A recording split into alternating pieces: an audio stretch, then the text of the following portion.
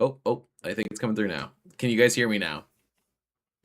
Mic muted. Shouldn't be anymore. Thanks, Toasty, though. Yeah. What I was saying before when I was just a silent thing, I said hi to all of you. If you said hi to me, I said hi back. I was so excited to have you all here today. If you are new to our tournaments, what we do is every single Monday we host a tournament at 7:30 Eastern Time. It is 7:26, which means we are now almost about to start. I'm going to pin the message if you want to join. You can join late, but your chances of winning if you join late are very, very slim. So we recommend you join early. But this is a 5-round tournament. There is no top cut. It is just 5 rounds of Pokemon.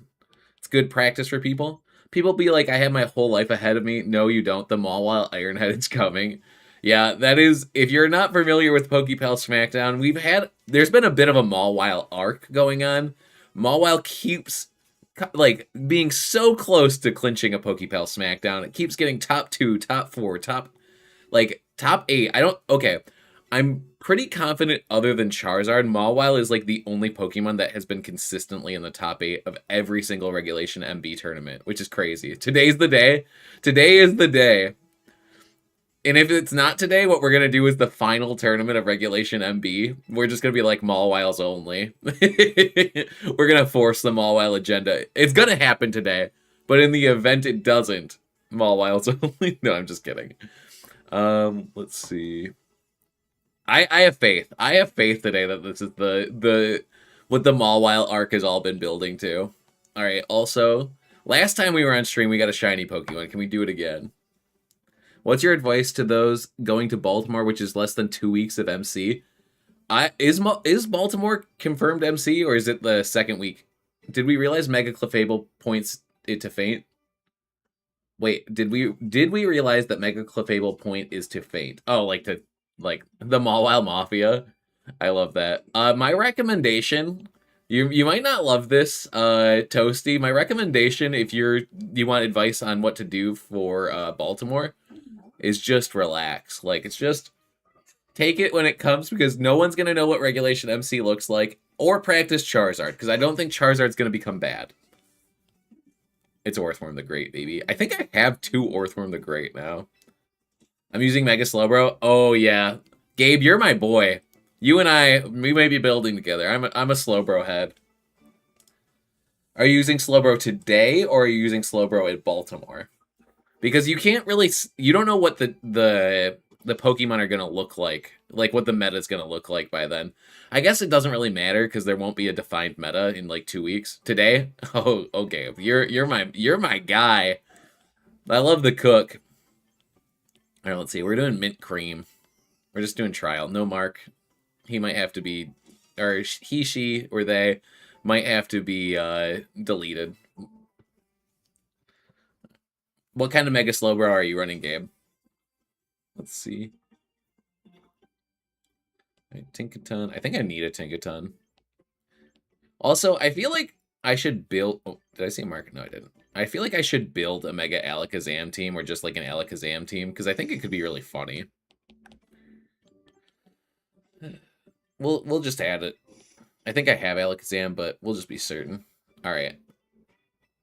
We're going to do at least 2 more of these. I play during the week, usually when I'm on the treadmill, so I get a bunch of these things, so I'm like, might as well, right?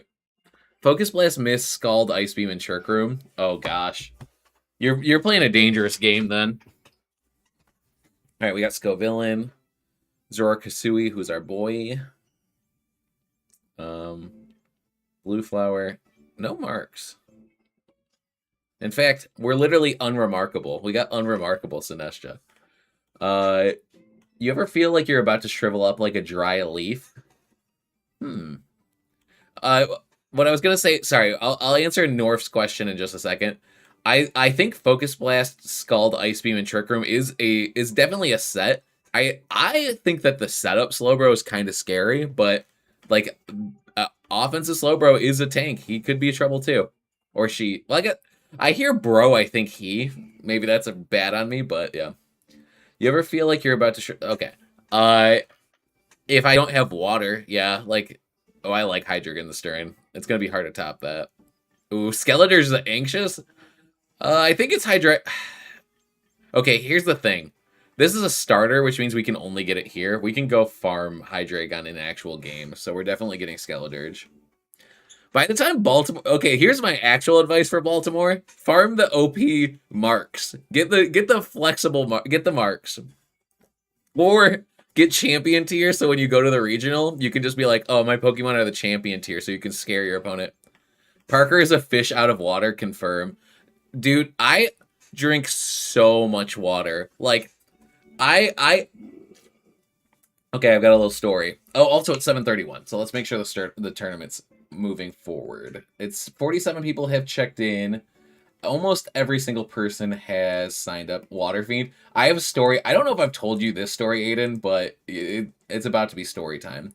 All right, we have about 40 people signed up today. That's awesome. All right, so round one has begun. Let me announce to the good people. Let me announce to the good people. All right, tournament round one is up. Cool. And then I'll do the, as soon as, I'm going to do one more of these roulettes, and then we will watch our first round. But water story time. There was one time where me and my brothers, it was like the middle of summer. It was me, my brothers, and my dad. We were out in like Charlevoix or something. It was like really, really hot out, and we were thirsty. So this waiter kept, and we're all like this. We're all like fish. We all just drink a ton of water. This waiter comes by and he fills up our glasses. And by the time he walks back around to us again, we all finished all of our glasses. Same thing. Also, thank you for the sub. Also, he it happens again. It happens again. We've downed like 3 waters apiece, and this guy's walking around a tape like the bar in like 5 minutes. So it's like 5 minutes gone, 5 minutes gone. Anyway, he gets so annoyed that he keeps having to fill up our glasses, and it's not like we're trying to be villainous or anything. We drink that much water. He comes back and he puts a pitcher of water in front of all 4 of us, and he just goes, "There you go." And he puts a straw in them. And just for the bit, we all chugged the whole pitcher of water and just like destroyed it. So, yeah, that's how much water I go through. I could not move out of Michigan to someplace with like California where there's like restrictions on how much water, because I don't waste it, but I do consume all of it. All right, let's see. All right, we're going to do a random number generator. I love it. Thank you so much for the subscription, Kurt Rocks. You rock. All right, let's see. Random number generator. Our first round of the day is going to be, we have 1 out of 19. It sounds like after the pitcher was put down, you were the... Yeah, we kinda. That's fair. You know, you have to do it for the bit sometime.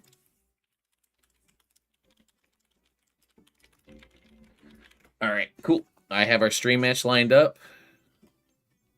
Oh, the dozy. Dragalge, I almost said it the old way. Dragalge the dozy. That's definitely our guy. All right, let's go. But yeah, North, if I don't drink water, I become a leaf. Let's see.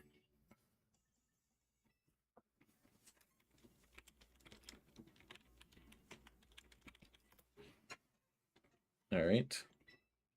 We might be joining just a second late. We're ready to go.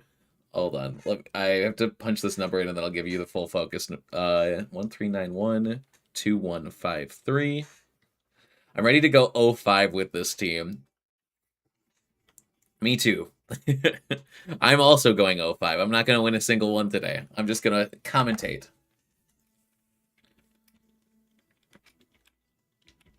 All right.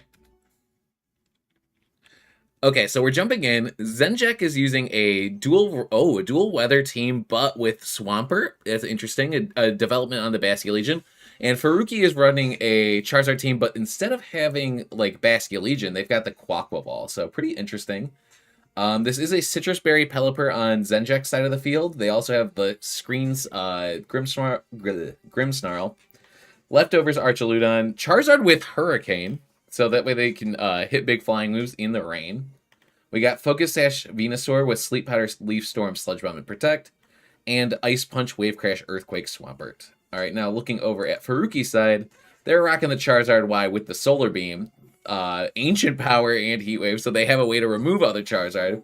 This is an Encore Energy Ball, Moonblast, Tailwind, Whimsicott, so no Protect, and then it's Leftovers Aqua Ball with Aqua Step, Ice Spinner, and Close Combat, as well as Protect. Set up Golden Go with the Life Orb, so it's got Shadow Ball and Make It Rain with that Nasty Plot. And then Incineroar is rocking Roar with Fake Out, Parting Shot, Flare Blitz, and Roar.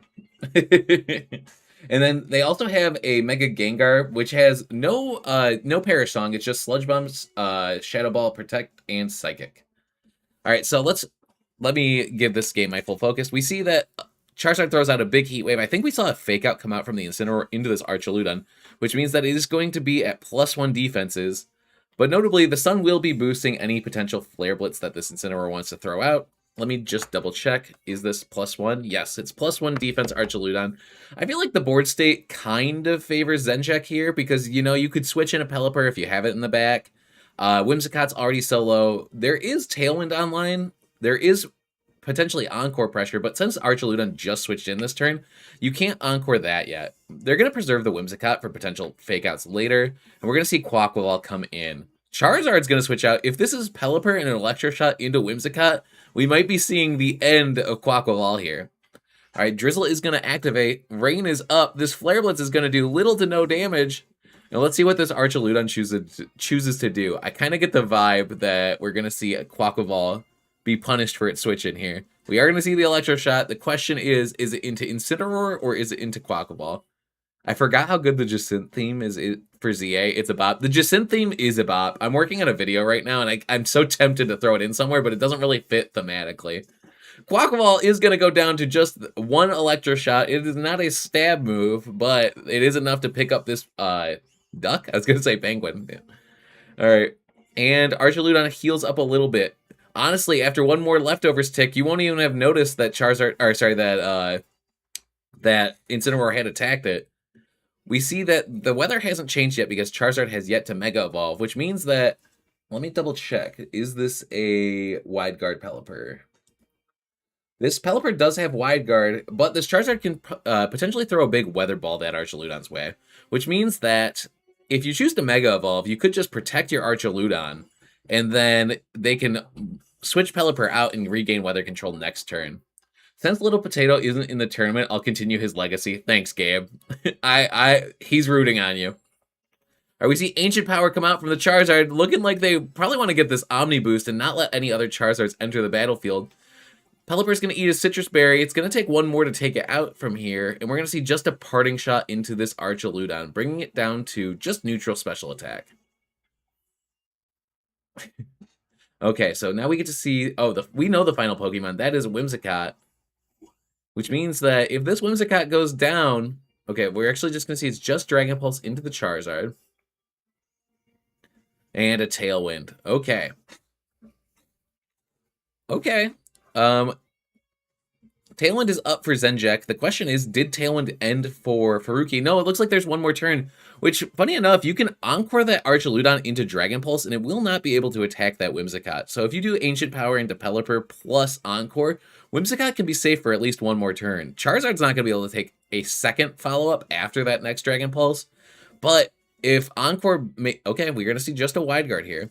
I was going to say, but if Encore locks them into a move, it could be pretty good. Okay, we see Encore come out. It is going to be into that Archaludon, locking it into Dragon Pulse. The question is, where does this Archaludon target? We see Ancient Power is going to come out from the Charizard. Could we get the potential +1 Omni boost here?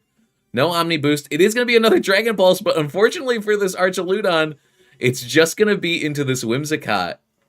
Oh my gosh. Okay, it's funny because we're actually seeing a decent amount of pressure here applied by this Whimsicott. At 1 HP, it is still on the board. All right, Archaludon is at 100% health. Pelipper is at 6. We know that the final two Pokemon for Zencheck is that Venusaur, which is going to outspeed everything, as well as that Mega Charizard Y. Unfortunately, Mega Charizard Y is not going to be able to switch in on one of those Ancient Powers, so there's kind of a mind game at play here. Like, do you Ancient Power into here? Do you click Heat Wave? Like, let's see what the players choose to do. We are going to see Hurricane is going to come out, but it's going to miss because the Sun is active, and inside of Sun, you do not have 100% accuracy on Hurricane. Moonblast is going to remove that Pelipper, and now it's going to be Charizard's turn to swing with a big ol' Heat Wave. It does connect, and Venusaur is going to go down to 1 HP. That notably is going to remove the Encore on the Archaludon. But the question is it enough? We're going to see the Charizard return to the battlefield for Zenjek. It's at full health. It's going to have to take an Ancient Power to be removed. And there is still a single turn left of Tailwind for Zenjek here. So what Furuki can choose to do is just click Tailwind and say, hey, I'm going to sacrifice my Whimsicott. It looks like that's the play they're going for. And then it's going to come down to, first of all, the attack from Venusaur here, but then which Charizard is faster. Honestly, I think potentially if Charizard were to go for a Protector, it might have been a safer play, because then you don't have to gamble on what the Venusaur is doing. You know for a fact you're going to be faster. We see a critical hit into the 1 HP Whimsicott. That is not going to matter. And now it is Charizard under Tailwind in front of these two Pokemon. We are going to see which one is faster, Charizard in Tailwind or Venusaur with the sun up. That's going to be really important. Actually, we might not see it if this Incineroar chooses to fake it out. The other question is, do we think that Archaludon might come back in here? We know Charizard could potentially wake up this turn. There could be a turn where you choose to gamble here. If you go for Protect on your Venusaur and you switch in your Archaludon, if you think that they're going to go for a fake out into your Charizard spot, you might get a defense boost and the chance to reset Sun for later. Because all offensive pressure for Furuki is really dependent on this Charizard that is slowly being whittled away here. Charizard's going to sleep for the full 2 turns, which is not good for it. Here comes a Weather Ball. Is it going to be enough to pick it up? It is, which means now it is just 1 Incineroar under Tailwind. I think the Sun's going to actually end this turn. I think that Furuki did a great job playing, but I think it's just a little too late for him to bring it back here, or them to bring it back here. All right, Archaludon does enter the battlefield, full health. While Incineroar does have speed control on its side, I don't think it has the damage output to break through these 2 monsters. So let's see what happens, and if Incineroar can even survive to see the end of this turn. Also, this is a great opportunity for Furuki to start thinking about like what he could potentially do or what they could do differently for next turn. We do see Flare Blitz outside of Sun does about 50%, little less. And Heat Wave outside of Sun is going to do around 33, which is like, you can use these opportunities to like write down notes, say like, hey, if Flare Blitz did this much this way, I can start making a game plan for how I want to do things next time. We're going to see Archaludon's just going to say, hey, I can just charge up Electro Shot. I don't have to reveal everything just yet. I don't have to reveal how much damage Dragon Pulse would do to your Incineroar. And like I know that I'm pretty much locked in here because your Incineroar has Roar, does not have a good way to damage my Charizard at all. I could just use Heat Waves until the cows come home and it'll be enough. Will there be a critical hit? There will not. Archaludon's defense goes up by 1 more. Incineroar's at 51% HP. A Heat Wave comes out. Going to bring it down to 29. Well, it looks like the combination of Flare Blitz and Heat Wave will probably be enough, but we're not going to have to worry about that because Electro Shot will probably just wrap this game up. And that was a great game 1. Honestly, I have to give a lot of props to Furuki on that one. I don't know if I'm pronouncing their name right, but I do need to say good job, Furuki, because Zenjek got a lot of momentum in the beginning, and Furuki did a good job of just holding ground. They did not just instantly forfeit once they lost momentum. And honestly, if that Charizard didn't get the unfortunate 2-turn sleep, I think that game could have swung either way. So, great game. Let's check out game number 2.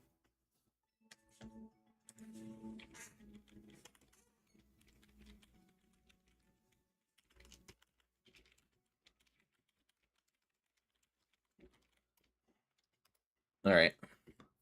So I guess now I guess I could always ask chat, what do you think? If you were in this situation, if you were Zenjek fighting Furuki, or if you were Furuki fighting Zenjek, what would you choose to do in this situation? Like what? Oh, well, I guess they know what they're choosing. They've already locked it in. That was a fast one. I do think that the Archaludon was a big threat, but if you can get that Archaludon in front of Venusaur, or sorry, in front of Charizard, if Charizard can get in with the sun up in front of Archaludon, it's going to be a lot less threatening. All right, we're going to see that Grimmsnarl is going to be the change-up this time, saying, hey, if I can get screens up, I think that'll be enough for me to run away with this game. And Furuki saying, you know what, I like Quaquaval. It didn't get to do anything last game because it got Electro Shot on the switch in. What happens if I just start with it and I get the momentum from here? Because Furuki knows that the opponent does not have any form of Intimidate, so if you can start Aqua Stepping and getting those Moxie boosts from getting KOs, Quaquaval can start to become a real threat real quick. Alright, we are going to see that it is just a Fake Out and a Close Combat, so not a lot of damage done this turn, just a little chip into the Grimmsnarl. But both players are playing like they know exactly what they want out of this set. They are not playing slowly. They say, let's lock these moves in. Close Combat is looking real threatening into that Archaludon, so they're going to switch it out, bring in the Swampert. Notably, Swampert is not going to resist a Close Combat like a potential Venusaur or Charizard or Pelipper, which can kind of be telling about what might be in the back for Zenjek here. Alright, we're going to see Reflect go up. The screens are up. We're going to see Aurora and say, get out of here, Swampert. Come right back. Let's play it again. Oh my gosh, we've had 2 turns now where not a lot has happened, but kind of, yeah. Okay, so we got Fake Out Chip in the Grimmsnarl. We got Reflect up. The question is, like, we've seen Swampert. We've seen Archaludon. Rain's got to be coming up soon, right? All right, we see Parting Shot is going to go into that Quaquaval. And I have to bet that this is probably Pelipper, so that this Archaludon can start firing off those big Electro Shots. Let's see, what is it? If this Quaquaval can get a critical hit on the Close Combat, this game is going to change in a big way. It's not going to be a critical hit. The Reflect and the -1 are going to make it so Archaludon only takes about 40% from that attack, and the defense is going to go up. We're going to see the Electroshock fire off into what I'm going to assume is this Quaquaval, and potentially take a KO again. All right. We see Electroshock fire off. Who is it into? It's into Incineroar. Incineroar is only going to take 40% for that, and it's going to Parting Shot and lower that Archaludon's attack one more time, saying, hey, you got to go back to neutral, bud. You're getting a little too big for your britches here. Can't let you get out of control just yet. Yeah, you've got the defense boost. Yeah, you're not going to go down to Quaquaval, but how do you deal with Charizard here? And I think the answer to that is we are probably going to see Charizard either hold its Mega Evolution, choose the Mega... No. I'm pretty confident Charizard's going to choose the Mega Evolve here. Then I have to imagine we're probably going to see Pelipper switch out in favor of this Grimmsnarl or Swampert. So that way Archaludon doesn't have to worry about potentially getting in front of Rain. And then... Archaludon doesn't have to worry about being in the sun because the Zenjek will then have the opportunity to bring Pelipper back in, recast the Rain, and then run through Furuki's team with this Archaludon. Alright, so we see Grimmsnarl has entered the battlefield, just like I predicted it might. We see Charizard Y is going to choose to Mega Evolve. It's too risky not to Mega Evolve in front of this Archaludon. And what are we going to see? We see a Protect come out from Archaludon. Oh my gosh, am I a psychic? Did I see this whole turn coming? We're going to see an Ancient Power. Charizard saying, hey, you know what? It doesn't matter if I can't get what I want. I'm just going to get the Omni Boost. Does not get it. Ice Spinner follow-up. I guess the idea was, hey, if Pelipper stays in or if Venusaur comes in, maybe I can do some damage that way. I think Close Combat almost always is going to be your best bet there. Also, like, I guess the idea, too, is, like, if I go for Ancient Power, I do not have to worry about potential Heat Waves. But now, you're in a really tricky position here, because Grimmsnarl can always just hard switch into that Pelipper, and Zenjek is going to guarantee to be able to get at least one Electro Shot off this turn. It could be into a Protect. Well, we'll have to see. We see that there is not a hard switch from Zenjek's side of the field. We are going to see a Parting Shot goes off into that Charizard, followed up by an Electro Shot also into that Charizard.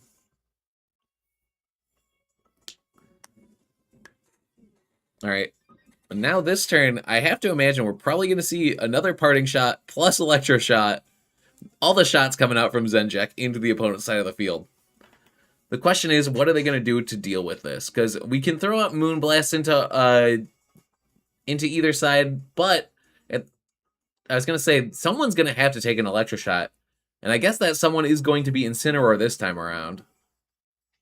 We're going to see Intimidate go off. That would lower the physical damage. Oh, we're going to see actually Parting Shot will be blocked because the Dark-type Incineroar is immune to Prankster. We're going to Moonblast that Grimmsnarl, get it out of here. And now for the first time, Furuki is up 4 against 3. We see Electroshock fired off into the Whimsicott. That will break Whimsicott's Focus Sash. And now we do have a ball game. All right. I have to imagine we probably are going to see Tailwinds in our near future here. Oh, okay. Swampert's going to choose to enter the battlefield. Notably, this Whimsicott, I do believe, has a grass move. Let's see. This is Energy Ball Whimsicott. But the question is will it be able to attack? I think if you go for like a fake out into Swampert plus Energy Ball, that might be possible. I don't see any reason for Zenjek to have to play offensively this time. It looks like they are going to go for it, though. They're not even going to switch in that Pelipper. They say, you know what? I think just Swampert can do the job. And Kurt says 0-5 run looking strong after round 1. Oh, boy. We see the fake out into Archaludon, followed up by... I'm going to have to assume Whimsicott will be the next to move as a timid Whimsicott. Energy Ball into the Swampert. Bye-bye, Swampert. Faruki is now up 4-2. Archaludon flinches. It's getting all these defense boosts, but I don't think that the ace in the hole for Faruki is going to be Quaquaval or Incineroar. I think it's going to be this Charizard that will be able to blast through that Archaludon with a big Weather Ball. Now that rain is up and there are no more Pokemon to switch to, as long as Charizard comes in, it will be able to claim the sun in its favor for the rest of this game. But the question is, do you bring it in now? Do you let Archaludon get one more Electroshot off? We see Tailwind is going to come out here. What does this Incineroar choose to do? It's going to be a parting shot into Archaludon saying, hey, I can lower your attack. I can make it so you don't run away with this game. And who is going to come in here? Is it going to be the Quaquaval or is it going to be the Charizard to set the sun? It's going to be Quaquaval. Quaquaval is not going to take a Electroshot, but it is going to be a Flash Cannon into this Whimsicott, which to me means that we might be seeing a Hurricane come Quaquaval's way. It is. Can Quaquaval survive the Hurricane? Here comes the Hurricane. Nope. No siree. Quaquaval is down. All right, that means it is now a 2 versus 2. Zenjek claws the game right back in their favor. And now it's going to be 2 fire types staring down Pelipper and Archaludon. Charizard will recast the sun. And Incineroar will have active Fake Out. But the question is, will these 2 fire types be able to bring home the victory here? Will they be able to bring it to a game 3? We have one last turn to reflect. Archaludon has 97% of its HP. Pelipper is locked out of using any water moves. We do know that there is ancient power on the table for this Charizard. We haven't seen it get the Omni Boost yet. Will that change? We see Fake Out into Pelipper. Followed up by Heat Wave by Charizard, but there's going to be a miss into Archaludon. If there's one Pokemon you didn't want to miss into, it is definitely him. Archaludon's going to fire off a Dragon Pulse into Charizard. It looks like it's going to take 3 of those to finish him off. Pelipper will flinch. We do see the speed order goes Archaludon, then Pelipper. Reflect is gone. This Incineroar can chip Pokemon down with Flare Blitz, but every Flare Blitz you throw into this Archaludon is going to be another stamina boost that boosts its defense. Does this Pelipper have Protect? We know it has Wide Guard. It does not, which means Ancient Power can pretty safely go into Pelipper this turn. We are going to see a Wide Guard. Wide Guard comes out. It's going to be Charizard's next to move. Ancient Power connects. It does KO Pelipper. Can we see a +1 boost? Is the +1 Omni Boost going to happen? It is not. We see Parting Shot saying, hey, I just need to keep Charizard healthy. I don't need to go for attacks just yet. Dragon Pulse connects. It's not a critical hit. Charizard will be around for at least one more turn. And now the question is, we have 3 more turns of Sunlight. Look at Archaludon's attack stat. That's crazy. It is -1 Archaludon. If this Archaludon can... Charizard will go for the Protect this time. Interesting. I was going to say, if this Archaludon can go for a triple Protect, it could potentially get through the Sunlight, and then Charizard will be stuck going for Heat Wave instead of Weather Ball. Did Charizard call correctly? Is it going for an attack into Charizard, or is Incineroar going to take some damage for its troubles? Archaludon going for the Electro Shot, but since Charizard clicked Protect this turn, it's going to potentially connect next turn. I believe you can pretty safely just throw a Weather Ball and Flare Blitz into Archaludon, but there is always the chance, like, if Archaludon were to outspeed now that Tailwind is gone, you might be losing your Charizard here, and if you lose your Charizard here, you might just be losing the game. I have to imagine that Archaludon's not going to outspeed this Charizard, but depending on how these Pokemon are raised, anything is possible. Heat Wave comes out. It is going to be enough to KO. Archaludon is down, and we are going to be going to a Game 3.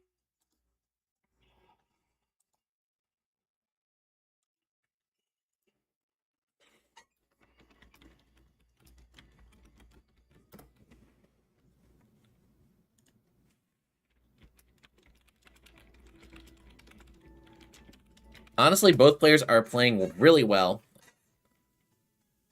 I'm excited to see how this set concludes. Let's see. How's it going, all? It's going well. We're in the middle of a set. It's a Charizard mirror, but one has dual weather, and the other has Quaquaval. Honestly, both players are playing really well. It's gone really... it's been able to go back and forth quite a bit. One thing we haven't seen from Furuki yet, and I don't know if they're going to choose to do it here, is they haven't brought that Gengar. Gengar will lock Zenjek's team down, with the exception of Grimmsnarl, who can click Parting Shot.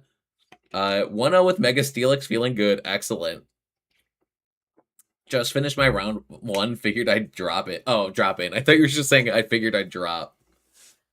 Let's see. Okay, so right now, the question is, how are things going to change? In round 1, Zenjek brought the dual weather mode. In round 2, Zenjek focused more on that Swampert. This Whimsicott on Furuki's side does have the Energy Ball, which is really good at punishing Swampert, so we'll have to see what they choose to do this time. Also, is the Mega Steelix team like similar to the one that Wolf used in Indianapolis? What kind of Mega Steelix are we cooking with, Nathan?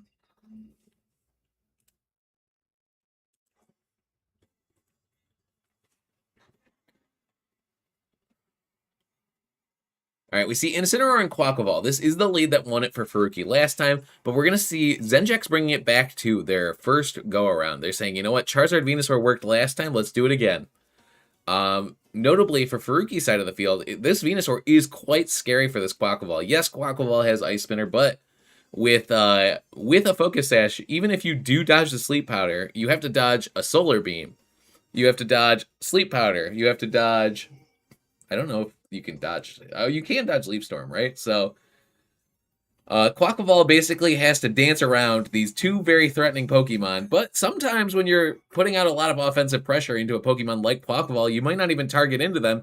You might say, hey, you know what? I think that you're going to be forced to retreat here. Incineroar's just going to go for the Fake Out. Who's going to move next is the big question. It's going to be Charizard firing off a Heat Wave. See, the Quaquaval said, I'm going to stand pat. I don't think you're actually going to do it. We're going to see Aqua Step come out. It's going to make Quaquaval the second fastest Pokemon on the field here. The first fastest being that Venusaur, second fastest being Charizard, then Quaquaval, and then the lovely Incineroar.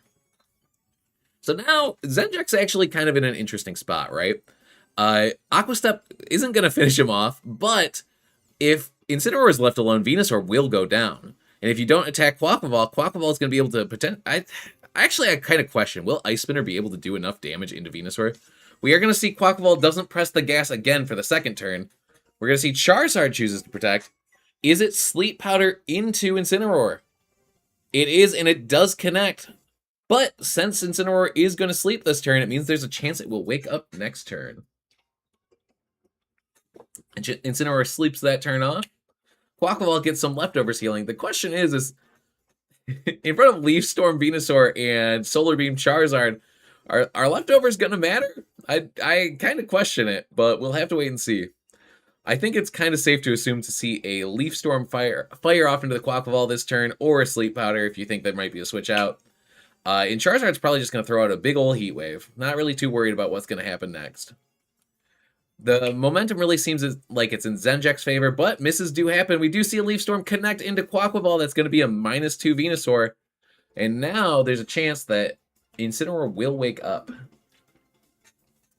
Quaquaval does do a decent chunk into Charizard.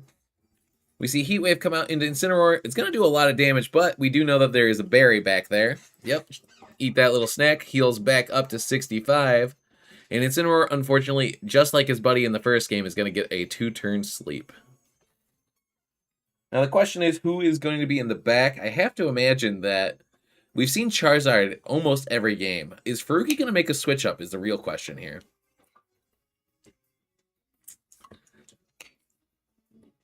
Faruki is really thinking about their options here. Whimsicott would be a good option to get speed control or use Encore to lock Pokemon into certain moves. Golden Go would be kind of scary here because Charizard is really threatening that Pokemon. I think if you have Gengar or Charizard, it's highly likely that they show up now. Okay, here comes Charizard. We did see in Game 1 that they chose to bring the Pelipper for the dual weather mode. I think that's kind of what Faruki is sweating right now. I think Faruki's like, hey, if I don't play this right, if I get into a bad position, there's a chance that we'll have to face off against Archaludon and Pelipper again inside of the rain. So we're going to see that Pelipper is going to switch in. It is going to set the rain. And we know for a fact that this Charizard on Zenjek's side does have Hurricane. So it can throw out a big Hurricane into this Incineroar. We're going to see that Faruki's Charizard does choose to Mega Evolve. It's going to remove the rain. It's just going to go for Protect, though, saying, you know what, I don't have to do big damage yet. It's kind of a risky move, though, because if you don't go for damage, that's just damage you're taking on your side. And honestly, an Ancient Power to remove that Charizard would be pretty nice here. The Mobile Mafia claims their first victim. Incineroar is going to wake up and fire off a big Flare Blitz into Pelipper. Going to bring it down to 56%. So, honestly, probably in range of something like a Weather Ball. Ancient Power is definitely threatening both these Pokemon here. But, on the off chance that Archaludon switches in on an Ancient Power, it's going to be really rough for Faruki. Because that's just going to be a defense boost. And I guess we don't know who the final Pokemon is here, but we're going to actually see a Heat Wave fire off. It's going to remove that Incineroar. What does Faruki choose to do? It's going to be a critical hit. Bye-bye, Incineroar. It's going to be Ancient Power into that Pelipper, and it's going to say, you know what, Pelipper, you're gone. I don't have to worry about you anymore. The sun is on my side. We have yet to see this Omni Boost happen. I'm starting to question if it can. And Venusaur comes right back in. Who is the final Pokemon? Is it Whimsicott? It is. We did see last time that Venusaur outsped Charizard in the Suns, which means that even with Tailwind, this Charizard's going to have to risk dodging another Sleep Powder. But in the event that it does, and you get Tailwind plus Heat Wave, you might be able to remove this Venusaur. And then your Whimsicott will at least be able to survive a singular turn here, because it's got that Focus Sash. So, provided it doesn't get burned or poisoned by Sludge Bomb, it's looking like a really interesting turn. We've seen Faruki does really like to click Protect on this Charizard. Looks like we will not be seeing it again. We see Tailwind come out. We see Heat Wave come out. Charizard's just going to blast through this Venusaur and bring Charizard down to 32% HP. But I think that the final Pokemon here might just be that Archaludon. Okay, we see Heat Wave come out. It's going to bring Whimsicott down to 1% HP. Will it survive? Is it going to get burned? Focus Sash activates. It is not. Okay. We're down to the final Pokemon. Who is Zenjek's last Pokemon? It is that Archaludon. We've seen it before. It is 2 unhealthy Charizards, 1 full health Archaludon, and a Whimsicott on the edge here. EP Powder Neg. Okay, so honestly here, 1 perfect Heat Wave, 1 perfect Weather Ball. Heat Wave plus Moonblast into Archaludon almost certainly picks up, right? We see Moonblast. How much does this do? It's going to do bring it down to 64. Can Charizard bring it home? Ancient Power calling the Charizard not to protect, saying, I think you're the bigger threat.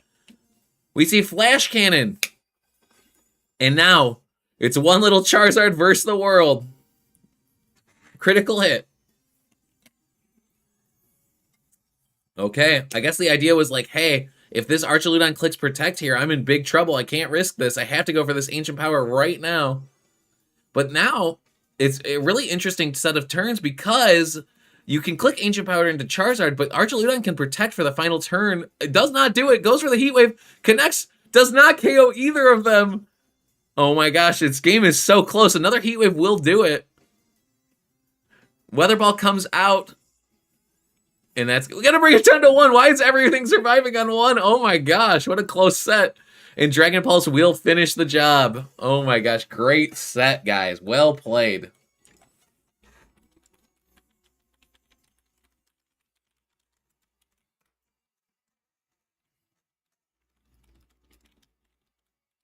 Hold on. You're crushing it in drafts so far. It's kind of funny, even though I've been putting most stats in. It's been so mindless. I don't really consciously know how everyone is doing. LOL. Are you talking about me, or are you talking about someone else in the chat? I've been having a good run with draft.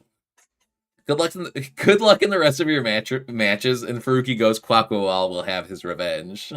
That's so great. Great game. Honestly, great set.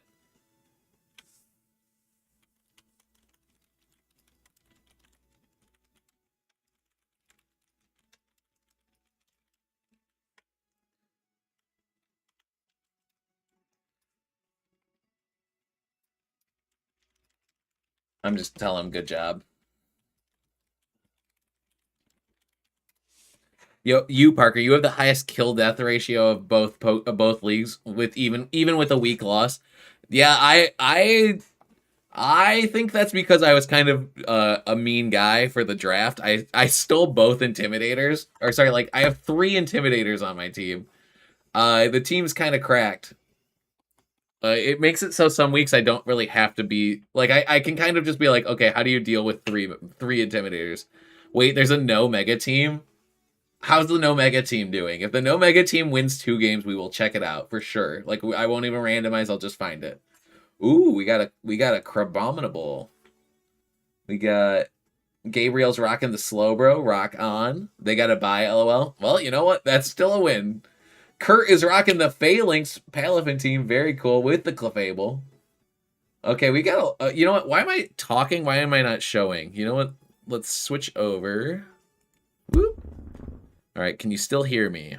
Let's see. We're gonna switch over. We're gonna add this screen. I'm looking for it here. Okay. We are looking at the screen now. They gotta buy. LOL. Faruki is the team we just watched. We got Swampert. We got Phalanx. I might have to check out Phalanx. I don't think I've seen Phalanx like play in game yet. We got Metagross plus Pyroar. We got a lot of interesting teams today. Honestly, you guys are making this look too fun. We got Heliolisk, Vaporeon, Scovillain. We got a lot of fun things. We got Ceruledge. We got regular, like, Charizard Arrow stuff. We got Umbreon. We got Delphox stuff. Hard Trick Room plus Mawile. I need to see how big the Mawile Mafia has gotten. Also, are we... Oh, Mawile is like, look at this. The Pokepals meta, Mawile is like 1, 2, 3, 4, 5, 6, 7, 8, 9. 9th most used is Mawile. People have heard that there's 7 Mawiles today. Mawile is like stacking the bracket. If Mawile does not win this week, he's winning she's winning next week.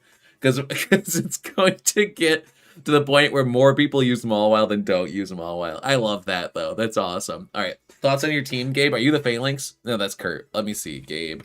You were the Slowbro guy, right? Let's see. Why is it not showing me your name? I just have to find Slowbro, right? Let's find the Slowbro. Gabriel. That's why I couldn't do it. Mamoswine Gaming. Gotta love the Mamoswine Gaming. All right, so we got Slowbro with the Ice Beam, Focus Blast, Scald, Trick Room. We got... It's an interesting team, combining Sun with Slowbro. Like, I feel like... To me, it's okay. I don't want to be rude, right? Do you want constructive criticism? Do you want me to talk about what I like? Do you want a little bit of both? Where are you at? How are you feeling about your team? I'm probably not winning today because I lost game 1 of my first set to double protect. Oh, we've all been there, right? That is rough. I was about to make a Mawile team, but I had to do the goofy Phalanx. Is it Phalanx or Phalanx? Links. Just no sugarcoating. Okay, no sugarcoating.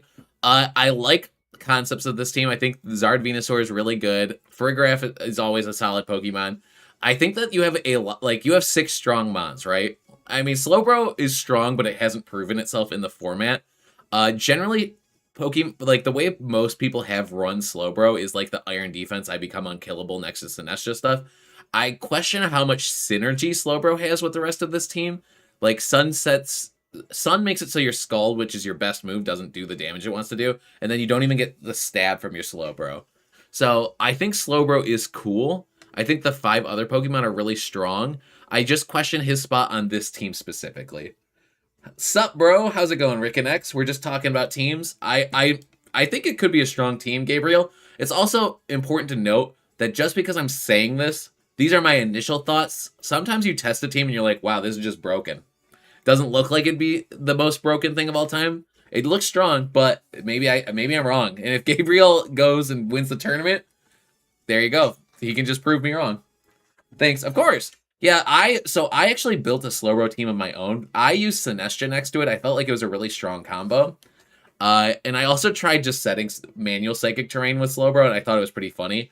I feel like when Indeedee comes out, Slowbro is going to move like he's probably like low B tier, high C tier. He's going to move up to like B plus, A minus, I think.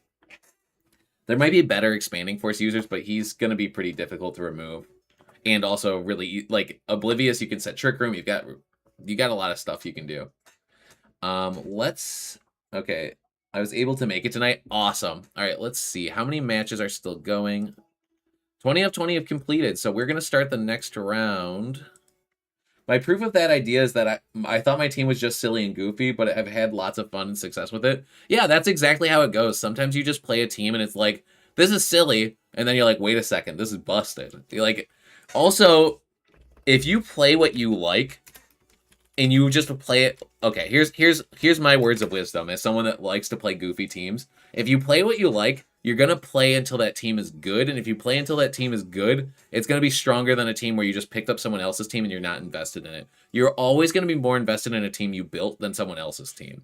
That doesn't mean your team's gonna be better than those other teams, but you're more likely to be the best user of your own team, if that makes sense.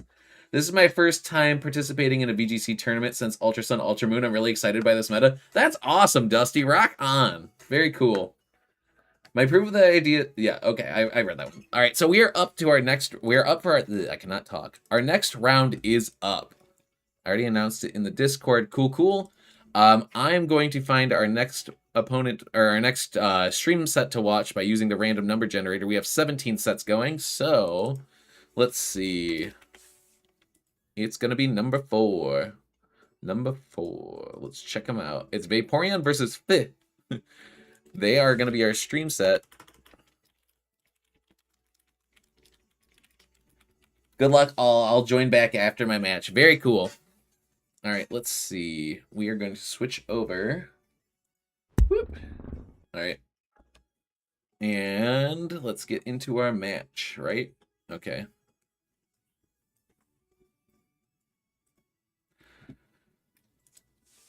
How are you liking the meta, Dustin? Also, the lights are weird in here because the sun's going down. Oh, sorry, Haley. Didn't mean to get you a little bit. Let me turn this extra light on. Haley. Sorry.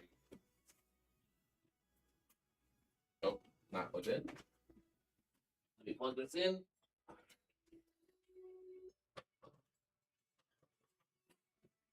And I said, let there be light.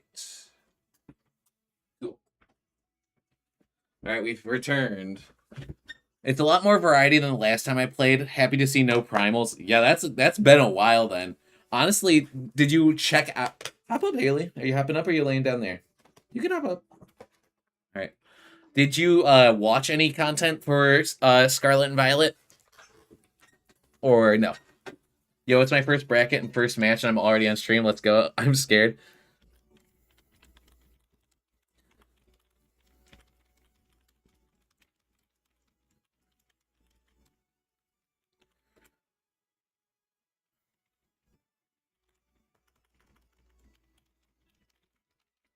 I haven't watched since Sword and Shield. That's crazy. What brought you back? Like, what was the thing that clicked you in? Were you like, I just love megas, or...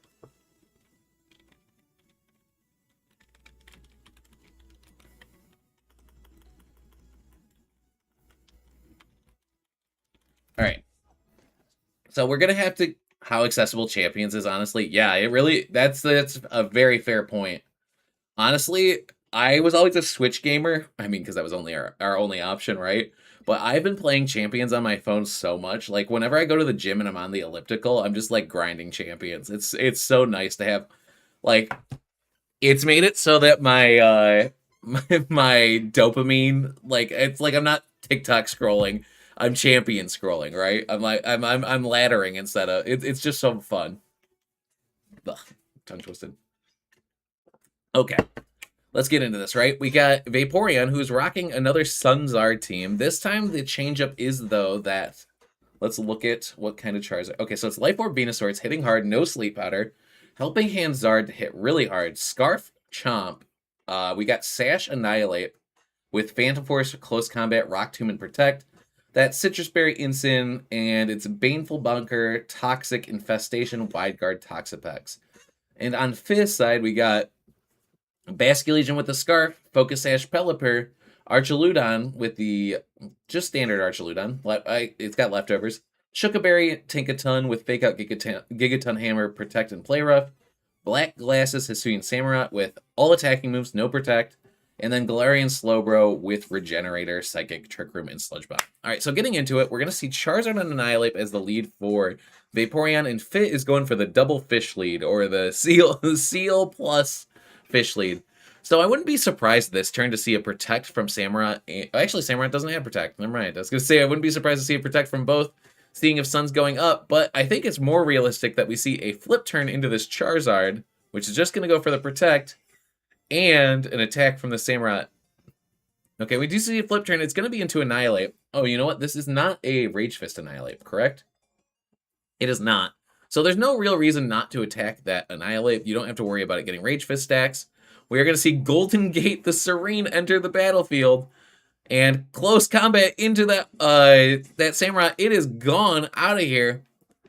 But I think we're really in an interesting position here where Annihilate's going to lower its defenses one more time. We saw how much Flip Turn did last time. I wouldn't be surprised to see another Flip Turn remove it if the Rain was up. We're going to see Rain's going to come out right away. But what's going to happen here is now Fizz... it's hard to say that in a sentence. Fizz is in a really weird position because now, since you've put Pelipper out, Charizard can pretty safely Mega Evolve, which is going to cast the Sun. And then your Archaludon's not going to be able to fire off that Electroshot like it really wants to. I guess what you could argue is that you could potentially just go for a Tailwind this turn, get some momentum that way. But at the same time, I don't think that this Charizard's too threatened by these two Pokemon inside of Sun. So I wouldn't be surprised to see Basculegion potentially switch out or switch in for the Pelipper here. But it feels like it's really, really in Vaporeon's favor here. We are going to see that Pelipper switch out. Here comes the Basculegion. What is Archaludon going to do here? We see Charizard will Mega Evolve, so Fit is counting on this happening. But are we going to see Phantom Force? Are we going to see, like, what are we going to see? They're already down a Pokemon. Vaporeon's kind of in the driver's seat here. We're going to see Phantom Force come out, kind of really threatening this Basculegion here. We see Heat Wave's going to come out. It's going to connect on both. Archaludon will survive. What attack is it going to go for, though? Just going to go for a Dragon Pulse into that Annihilate that has went away from the battlefield. We're going to see leftovers heal up this Archaludon. Notably, Archaludon took that Heat Wave relatively well inside of the Sun. Goes to show how it might be trained just a little bit here. We do know for a fact that Basculegion outsped Annihilate last time, so we're going to have to see a hard switch. They don't want to gamble on going for a flip turn into that Charizard here. We're going to see the Rain comes back up. Charizard will switch out. And in comes the Incineroar. Now the question is, where did this Annihilate target? Phantom Force will target into that Archaludon. Annihilate headbutts that bridge. It's going to take it down to 12% HP. Not enough to remove it, but it will bring it pretty low. Here comes the Electroshot. Into who? Is it the Incineroar or is it the Annihilate? We are going to see it fire off into the Incineroar. And now Archaludon's going to be at +1. Which is pretty good, but at the same time, with Fake Out Online, I have to imagine that this Annihilate, because it's outsped all these other Pokemon, it's probably going to outspeed Pelipper as well. So I feel like you're pretty safe to click Fake Out with this Incineroar and just do whatever you want with this Annihilate. whether that be switch it out or just going for a KO into this Archaludon. Vaporeon still really has the momentum here. The question is like, what will Fi do to respond? You could go for a Rock Tomb with Annihilate and double up with the Incineroar. I feel like if Fi wants to make it back into this, they have to use Tailwind to their advantage and possibly call that the opponent will not be either doubling, or sorry, they have to make some aggressive calls now, right? So we do see Fake Out will be going into the Archaludon, followed up by a Phantom Force. Ooh, we saw how much. Honestly, I think Fake Out might have been a more optimal play here, because if you let Archaludon take that Fake Out, it means that the next hit is going to actually do less because of the defense boost. We don't know if Archaludon will be able to survive another Phantom Force. It looks like it might be close based on how the last one went. The other thing too is Archaludon's kind of scared. It can't really throw out the electro shots that it wants to, because it's really worried that Charizard's going to switch in at any point here. It's a really tricky turn for this Archaludon here. Honestly, I think you might want to click Electro Shot into that Incineroar spot. It might be greedy, but I was going to say, if Charizard switches in, you'll be pinning it down next turn, and you can always bring in your Basculegion in that spot as well. We are going to see the +1 to the Archaludon. It's actually going to target into that Annihilate. Just get the +1. Don't worry about the other stuff. That's what that Fizz decided this turn. We are going to see that Incineroar will be going down, and Phantom Force will be targeting into Archaludon. It's not enough to bring it down. Tailwind's still up. Can this Golden Gate Bridge go through all of the oppression here? Can it survive, and can it get through to the other side? I have to imagine we'll probably see the return of Charizard here to regain control of the weather. The Golden Gate is holding strong, Rick Kingsley, right? Oh, never mind, it's Venusaur. Venusaur, notably on Vaporeon's side, is the Life Orb variant, is a special attacker, which means that Earth Power plus Sun is really threatening this Pokemon. But if Pelipper stays aggressive and goes for a Hurricane into Venusaur and lands it in the Sun, it might be the end of this Venusaur. Honestly, both players playing it really well. Vaporeon taking a strong advantage from the beginning, and Fizz deciding, you know what, I know when to play slow, I know when to play fast, I'm going to play really cautiously here and navigate my opportunity. Or navigate for an opportunity to bring this game back. We knew Charizard was potentially coming in order to get the speed advantage for this Venusaur. Archaludon actually will go down, and that's going to make it so Pelipper can no longer switch out. Sun is here to stay. The question is, will Pelipper land its Hurricane into this Venusaur?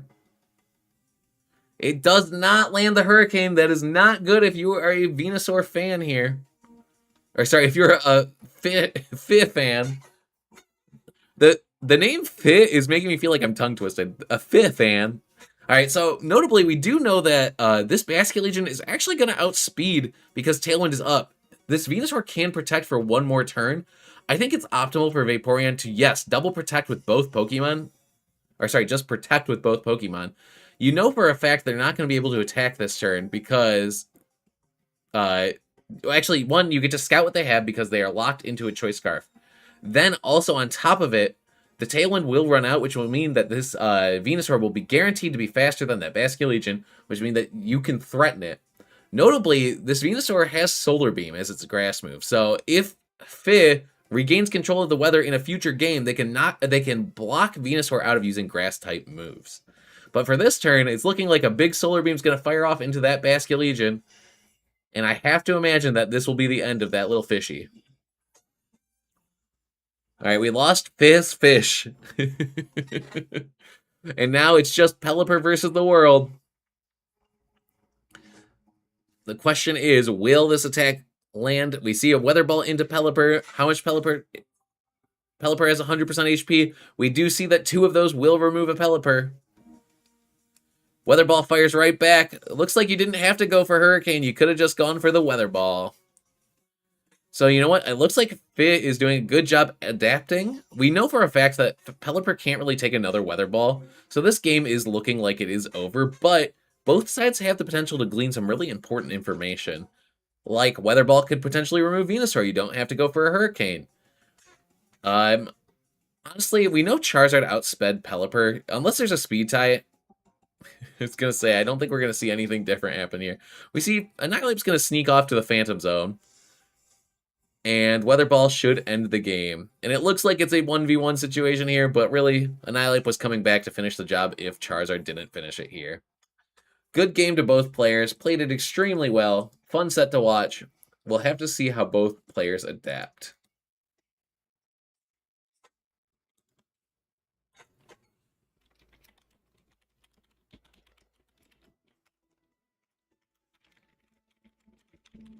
The Golden Gate is holding strong. I agree, Rickon.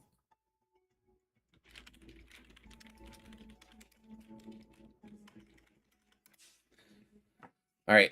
So Vaporeon won game 1. The question is, what is Fig gonna do to adapt? We know for a fact that Venusaur only has Solar Beam as his attacking move. So I actually is Charizard the same way? The Charizard has Helping Hand, Heat Wave, and Weather Ball. It does not have a Grass move. So honestly, if you can get Rain in on the battlefield, you can secure that they can't hit you with strong Grass moves. That's important information.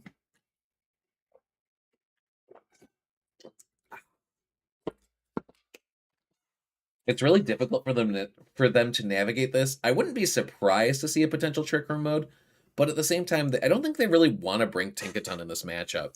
It just goes to show that sometimes if you have a Trick Room mode, it's nice to have more than one Fake Out Pokemon or potentially an Intimidator. Because I do like Slowking here. I think it's pretty strong into the Venusaur. I think, actually, it's strong into Venusaur and it's strong into Toxapex. It's not terribly strong into the other Pokemon. But if you had something else like potential, I'm trying to think, like a Torkoal, or well, I guess Torkoal wouldn't be great here. I don't know. Crabominable. I don't know.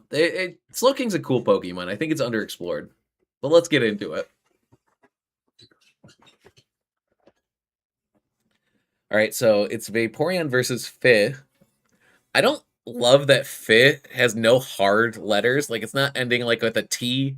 It's like, it just, IH ending is so like I feel like my mouth is waiting for another strong consonant. Okay, so we are going to see Tinkaton does make a debut here. It is Archaludon and Tinkaton versus Charizard and Annihilate. We got MC Hammer, the Tinkaton. We're going to see the hard pivot out from the Archaludon, not wanting to risk getting hit by either a fire or a fighting type move.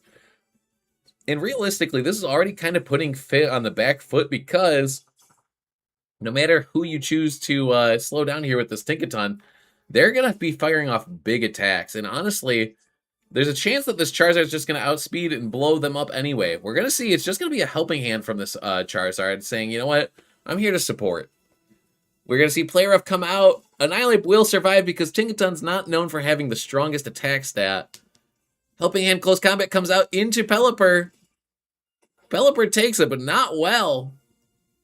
And honestly, we do get to see that the speed order is going to go Tinkaton, then Annihilate, then Charizard, then Pelipper. So there are some plays you can choose to make here. Unfortunately, for this Tinkaton, they do not have Encore. If they had Encore, they could potentially lock Charizard out of using attacking moves.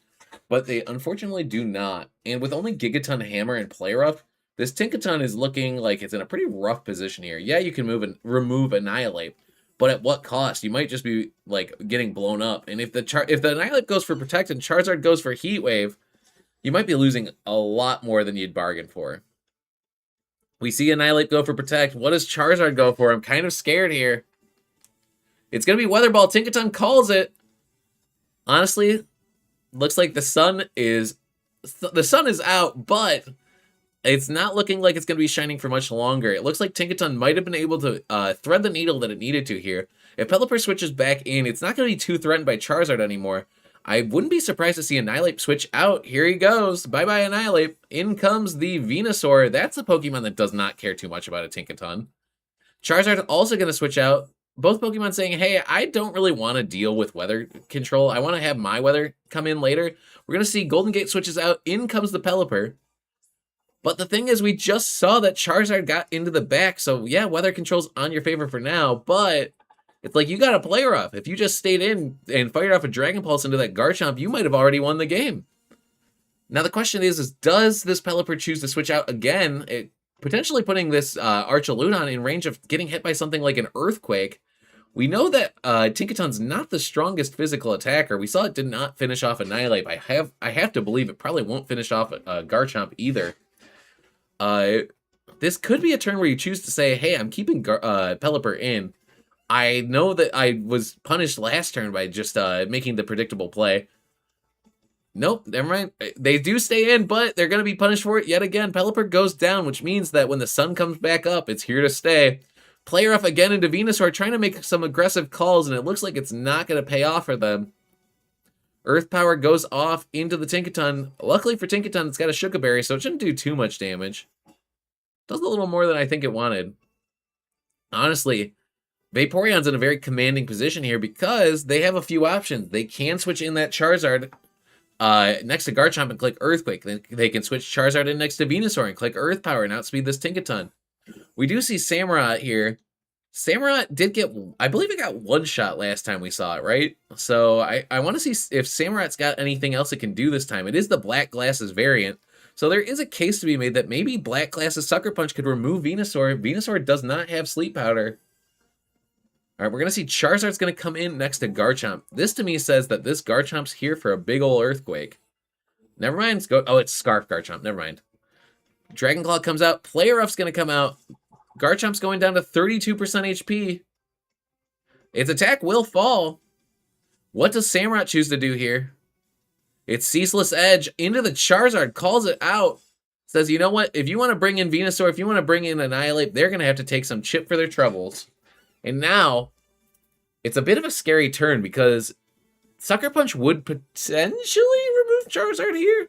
Garchomp's locked into Dragon Claw. If you can get Tinkaton into an endgame where it's just Tinkaton versus Garchomp, it's never beating it.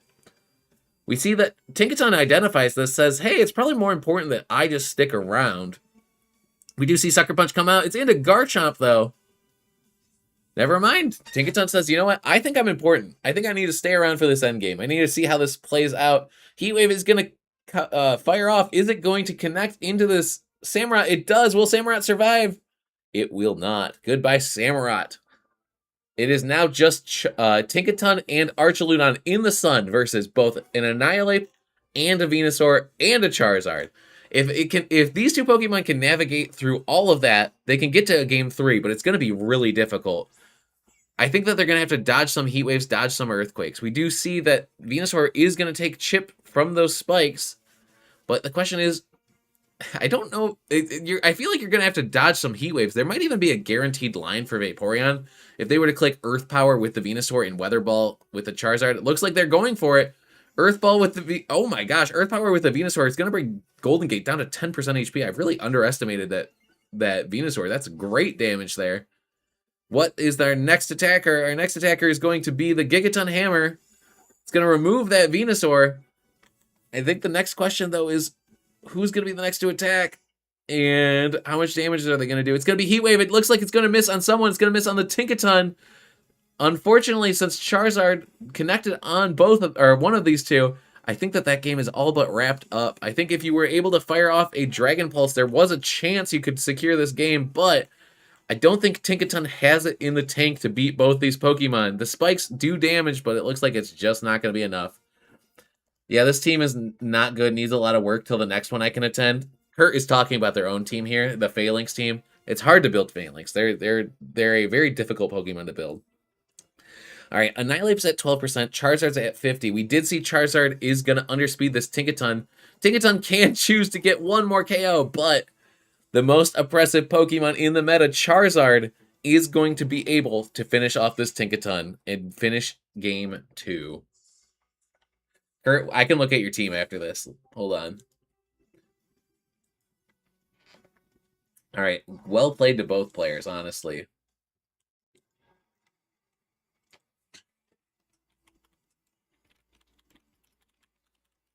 All right. So close. Honestly, yeah, the Tinkaton almost brought it back there. I think, like, one more turn, it might have been enough. Also, if the Samurott dodged a Heat Wave, or if the Samurott potentially, like, maybe if Sucker Punch KO'd the Charizard, like, or it's not Charizard. No, they went for Sucker Punch into the Garchomp. Maybe if they went for Sucker Punch into Charizard instead of the Garchomp, and because You can leave the dragon clawing Garchomp alone, kind of. You're like not too terribly worried about it, right? Played pretty poorly in my game too. They're calling me a disgrace to the Mafia. You know, it's all about arcs, right? Cherry Ballad, MC Hammer. Yeah, MC Hammer was a legend. Uh, the Mawwhales have to have their lowest moment, right, before they have their highest highs. They have to like this will be the tournament where if a Mawwhale doesn't win, then no Mawwhales make top 8, and then next week all 8 all Mawwhale all the way down. Am I getting rewards for watching things? Let's see. Okay, we are gonna check out. Kurt, do you want us to look at your team? I know you're a strong builder. I just wanted to see if you like. Do you want to talk about it, or where are you at on it?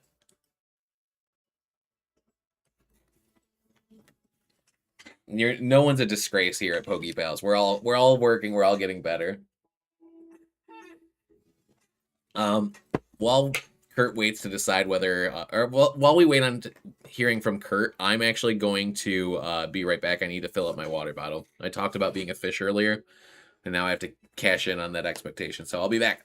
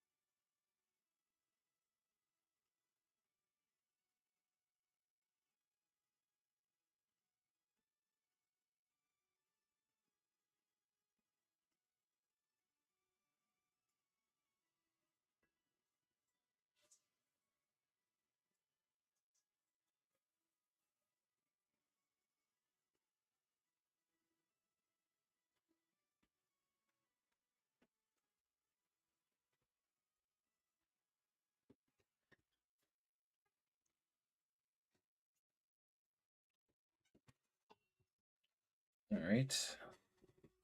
All right, we are back. Oh, you know what? We are going to talk on this one. Oh, I don't know why it's half screen. Let's do a full screen. All right, so let's talk about Kurt's team and what is strong about it, what could probably be improved, and yeah, let's look into it. All right, so first things first, they got Phalanx.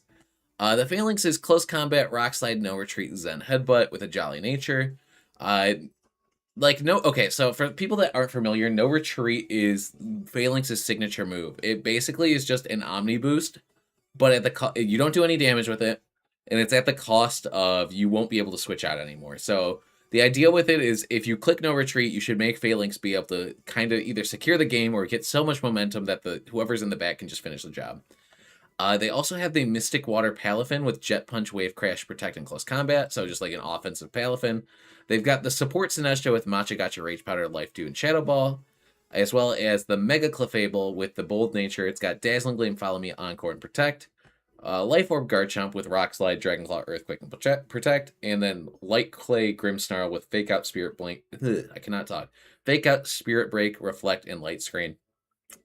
So the first thing I notice about this team is that like Grimmsnarl and Sinestro, just their job is obviously to like make it so that the team has a lot of bulk. It's hard to break through it.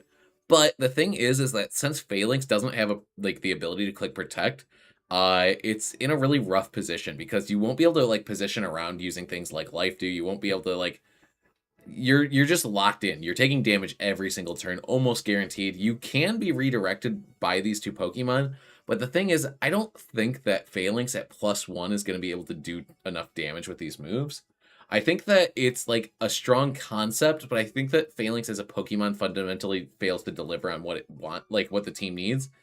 I don't think that it's Phalanx is making it so it's harder to build with. Like it's got a strong concept, but I feel like Phalanx really would benefit from having a secondary stab and also protect, but it does not have either of those things. Also, the fact that no retreat is a move that you can only click once is really difficult for the team. With that said, what do I like and what do I think I would possibly change if I were to do something a little differently? Also, it's important to note that going into this, Kurt may have had like expectations of like, I need this on the team. I really like this, and player preference is really important. But with that said, if you're like, I just want to make the team strong and I don't care about my favorites, or I like if you're just looking at investing on making Phalanx a better Pokemon, I think what you do is I think you have to change some of these Pokemon. Like specifically, the first one that comes to mind to me is Palafin, because Palafin is a Pokemon that I would call a babysitter Pokemon. It's a Pokemon that you need to support in order to do well, and Phalanx is already one of those Pokemon. Like yes, they can. It's like Protect the King, and you have two kings. It's hard. You do see that archetype with things like Delphox and Blastoise, but the Delphox and Blastoise are different than Phalanx and Palafin, right? Because Blastoise can click Shell Smash and blow up the whole board. Neither of these Pokemon are blowing up the whole board. Same with Delphox, both have the potential to do so. Also, what might potentially be really strong is, yes, we've seen like damage mitigation with these two, but we know for a fact that Incineroar is a really strong Pokemon, so it might be potentially strong to have that on the team. It would pair well with Phalanx being a Dark type. Grimmsnarl's doing that too, but I feel like Fake Out Parting Shot might do a little bit better. That's just flavor, right? It's just flavor. I think that Palafin would be the first Pokemon I would change, and then Clefable potentially. Because Clefable, the thing is like, you would either give it a Citrus Berry so it's got more longevity so it can support these Pokemon longer, or you would make it into a different Pokemon, like so it's doing more damage. Mega Clefable's kind of like, I think a Mega Clefable team uh, would be built more around Mega Clefable, and I feel like this team is a strong team, but like right now Mega Clefable doesn't have a strong place in the meta. It might be better in the future, but right now it's hard to justify. All right, let's see what we've seen so far. It's like a weaker Dondozo with a partner next to it is for No Retreat Phalanx. Yeah, it kind of is. Honestly, No Retreat could be cool if it was +2 to every stat. I don't think it would be too busted, but maybe I'm wrong. Also, you have Defiant, which is really nice. MC Hammer almost got me. Yeah, that was really funny. Vaporeon, we watched your whole set on stream, so you can watch it back later if you're looking for like VOD review or anything like that. I'm back. It was a close one. Going into it, just wanted to try out Phalanx, and I know I didn't build it properly. Definitely was a rush team that wasn't built to, as best it could be. Was already looking at swapping Palafin for a Seal to handle the fairies that wreck this team. That's a good point. And just for the record, just because I'm giving constructive criticism does not mean that this reflects at all on Kurt. Kurt's a great builder. Kurt's a great player. They come out regularly. They're just a great person. So, yeah. No, nothing but respect for Kurt for letting us talk about this team. I think that it's a fun concept that could be refined more. And like, mad respect, because who do you see trying to run Clefable and Phalanx right now? Like, these are hard Pokemon to run, and Kurt's out here being a trendsetter, so nothing but props to Kurt. What is Zen Headbutt hitting as well? Yeah, that's the other thing. Zen Headbutt, I guess the idea is like, yeah, you can hit Sneaslers and you have different type coverage. Also, I'm just checking to make sure we're doing well on time. We have one more set that's still going. Yeah, I think this Zen Headbutt could probably just be a Protect. But at the same time, I don't know if you have enough coverage in just Rock Slide in close combat.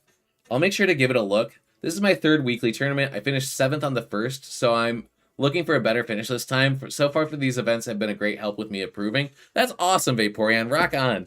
If you ever want to practice, we're here every Monday, so 7:30 Eastern time. And also, yeah, you played really well. All right. These are two Pokemon I'm really excited about. I hope that when Kurt goes back and refines it more, like they find a way to make it feel more threatening.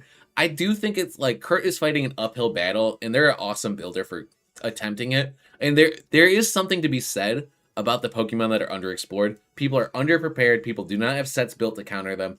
If Kurt goes back to the builder and refines this team, I wouldn't be surprised to see them do well with it. I think I need to recook my team. It feels mostly good, but there's just some matchups that feel wrong. Could be a piloting issue on my behalf. Still learning some of these new mons. LOL. If you want us to look over your team, Dusty, we can talk about it. These events do help. Just trying to get reps in for Baltimore and Louisville. They've been great. Awesome. Yeah. I mean, we're always here for reps, guys. Always glad to help. Yeah, this has been good practice for me too. Want to get higher than my last highest, which was 7th. Rock on, you guys can do it. Soon you'll have those gold name tags before you know it. If you're in the Discord, we reward a gold name tag, gold flare to whoever wins a tournament. So, all right, let's see. Are we ready for the next round? There's still one. I'm just checking to see who it is. All right, they went on to game 3 about 8 to 10 minutes ago, so it'll be close. My team is entered under Resilience. If you want to look, yeah, let's look it over, Dusty. I already have the gold name tag. Can I get extra gold if I win again? I might have to look into that. The thing is like, I would feel bad because there are so many people that have like multiple golds. Like when I would have to go back through 154 tournaments and be like, this one gets super hyper gold, this one gets hyper mega omega super gold. You will get at least another spot in the Hall of Fame, which is bragging rights. I should make like a little leaderboard. That'd be cool. It would. This is true. LOL. Let's see. Okay, so you said the team was what? It was Resilience or Resilient? Oh, not bookmark. I click Control F.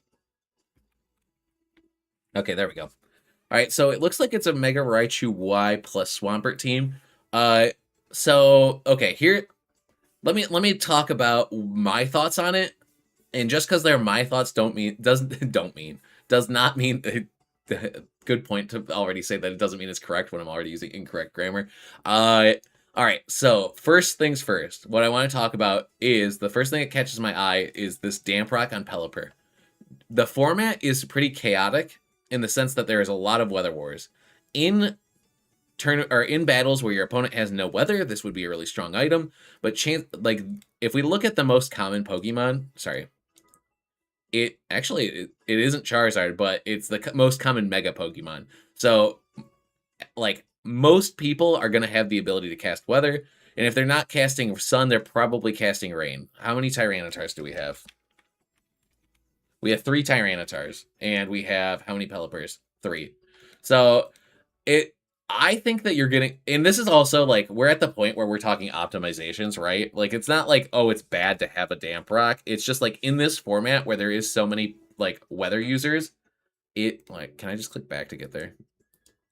Nope. Res. There it is. With so many weather changers, I think that Damp Rock, you'd probably get more value out of something like a Focus Sash, because that way you're going to stay around for at least an extra turn. If you're invested to be like a bulky Pelipper, that might be different, but also going on, we have Life Orb, Basculegion. I like the Ice Fang. The thing to note, though, is like, if you have Aqua Jet, you can kind of secure KOs. Outside of Rain, you can like pick off Sashes. Generally, the more commonly used move. Not to say Ice Fang is bad, but more often than not, Wave Crash is probably, or Last Respects is probably just going to pick up where Ice Fang would have anyway. Like, because Ghost and Water usually are covering each other. Like, if you're not hitting hard with Wave Crash, you could just hit with Last Respects. The utility of Aqua Jet is probably going to outweigh the utility of, or the damage of Ice Fang. But to each their own. I mean, maybe if you run into a Dragonite, you having an ability to hit it like turn 1, pretty nice. It's also just like that's how it's been run, doesn't mean it's the way to run it. We see Citrus Berry, Archaludon. A lot of people generally run leftovers on this bad boy because you're around for so long that you always get so many ticks up that it ends up mattering in the long battles. So having a one-time burst is usually less effective than constant healing throughout the whole game. Also, with the ability to click Protect in leftovers, you can just kind of be this annoyance that never goes away fully. Also, thank you for the follow, Vaporeon. Oh, matches are done. Let me set the matches to go, and then I'm going to finish talking about this, and then we'll jump in on the next set. Uh, Raichu. Okay, I'm also noticing that there's not a lot of Protect on this team. We have 2 here. Raichu Y is a Pokemon that really wants to Protect. Yes, the Grass Knot's nice to KO the Swamperts, but the fact that you're so frail, not being able to position your Raichu, like saying like I either die or I have to switch in and let someone take a hit is really rough. So I really like Protect on Raichu. Grass Knot's cool. I also understand that you have leftovers on Swampert. We have seen leftover Swamperts doing well, but those are usually on Yawn sets. I feel like if you're running Pelipper Swampert, it's probably better to have Mega Swampert so you can take advantage of that like strong Swift Swim. No Protect is okay. I do like the Poison Jab to hit the grass types. Ice Punch is also an option. I know that people like that because then you like with water and ground, you're not really hitting like the dragons that are also usually dragon fighting, or sorry, dragon flying or dragon ground. So if you had Ice Punch, you'd be able to like take care of Garchomps, take care of Dragonites. I also like Rock Slide to just like flinch things too if you are Mega Swampert. And then last but not least is is King Gambit with Kowtow, Cleave, Iron Head, Sucker Punch, and Protect. It's a pretty standard set. Looks strong. Honestly, overall the team looks good. Again, I'm just talking minor optimizations. Raichu Y has been proven to be a really strong Pokemon. I just personally have a little bit of a rough time with it because it's so frail. And it's not a Pokemon that you can leave in the battlefield if you don't Mega it, because you don't want to risk missing your Zap Cannons or your Focus Blasts. Alright, and on that note, my team... I already have the gold name tag. That Aegislash or Golden Go could be actually a really good partner for Phalanx. I could see that. Both lose hard to Instant, and Phalanx eats those alive. Yes, I'm only Frostlass. I did look at AG, but it didn't look good. It didn't get a good build idea for it right away. So it's something I'll go on back to the board on next time. The 05 Dream is ruined by a bye. Oh no. Ice Fang tends to be a really funny against Garchomp, but I'm not married to it. Thanks. Yeah, I hope that was helpful. Honestly, it was mostly me just talking about like standard meta stuff, but sometimes it's good to just talk it out and why people are making those choices, right? All right, so number 9, we're going to check out this as our stream set. And I'm going to jump back over to the Switch. All right, let's hop on in. Oh, where's my controller? There we go. All right, private battles.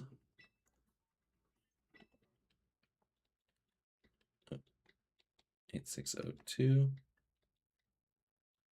7039.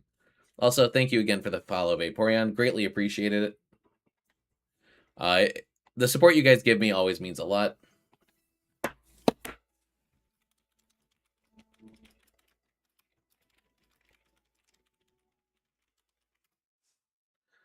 All right, so checking out this battle, it is a battle of Mega Gardevoir versus Mega Metagross. It looks like, let me double check. Yes, it's Mega Metagross.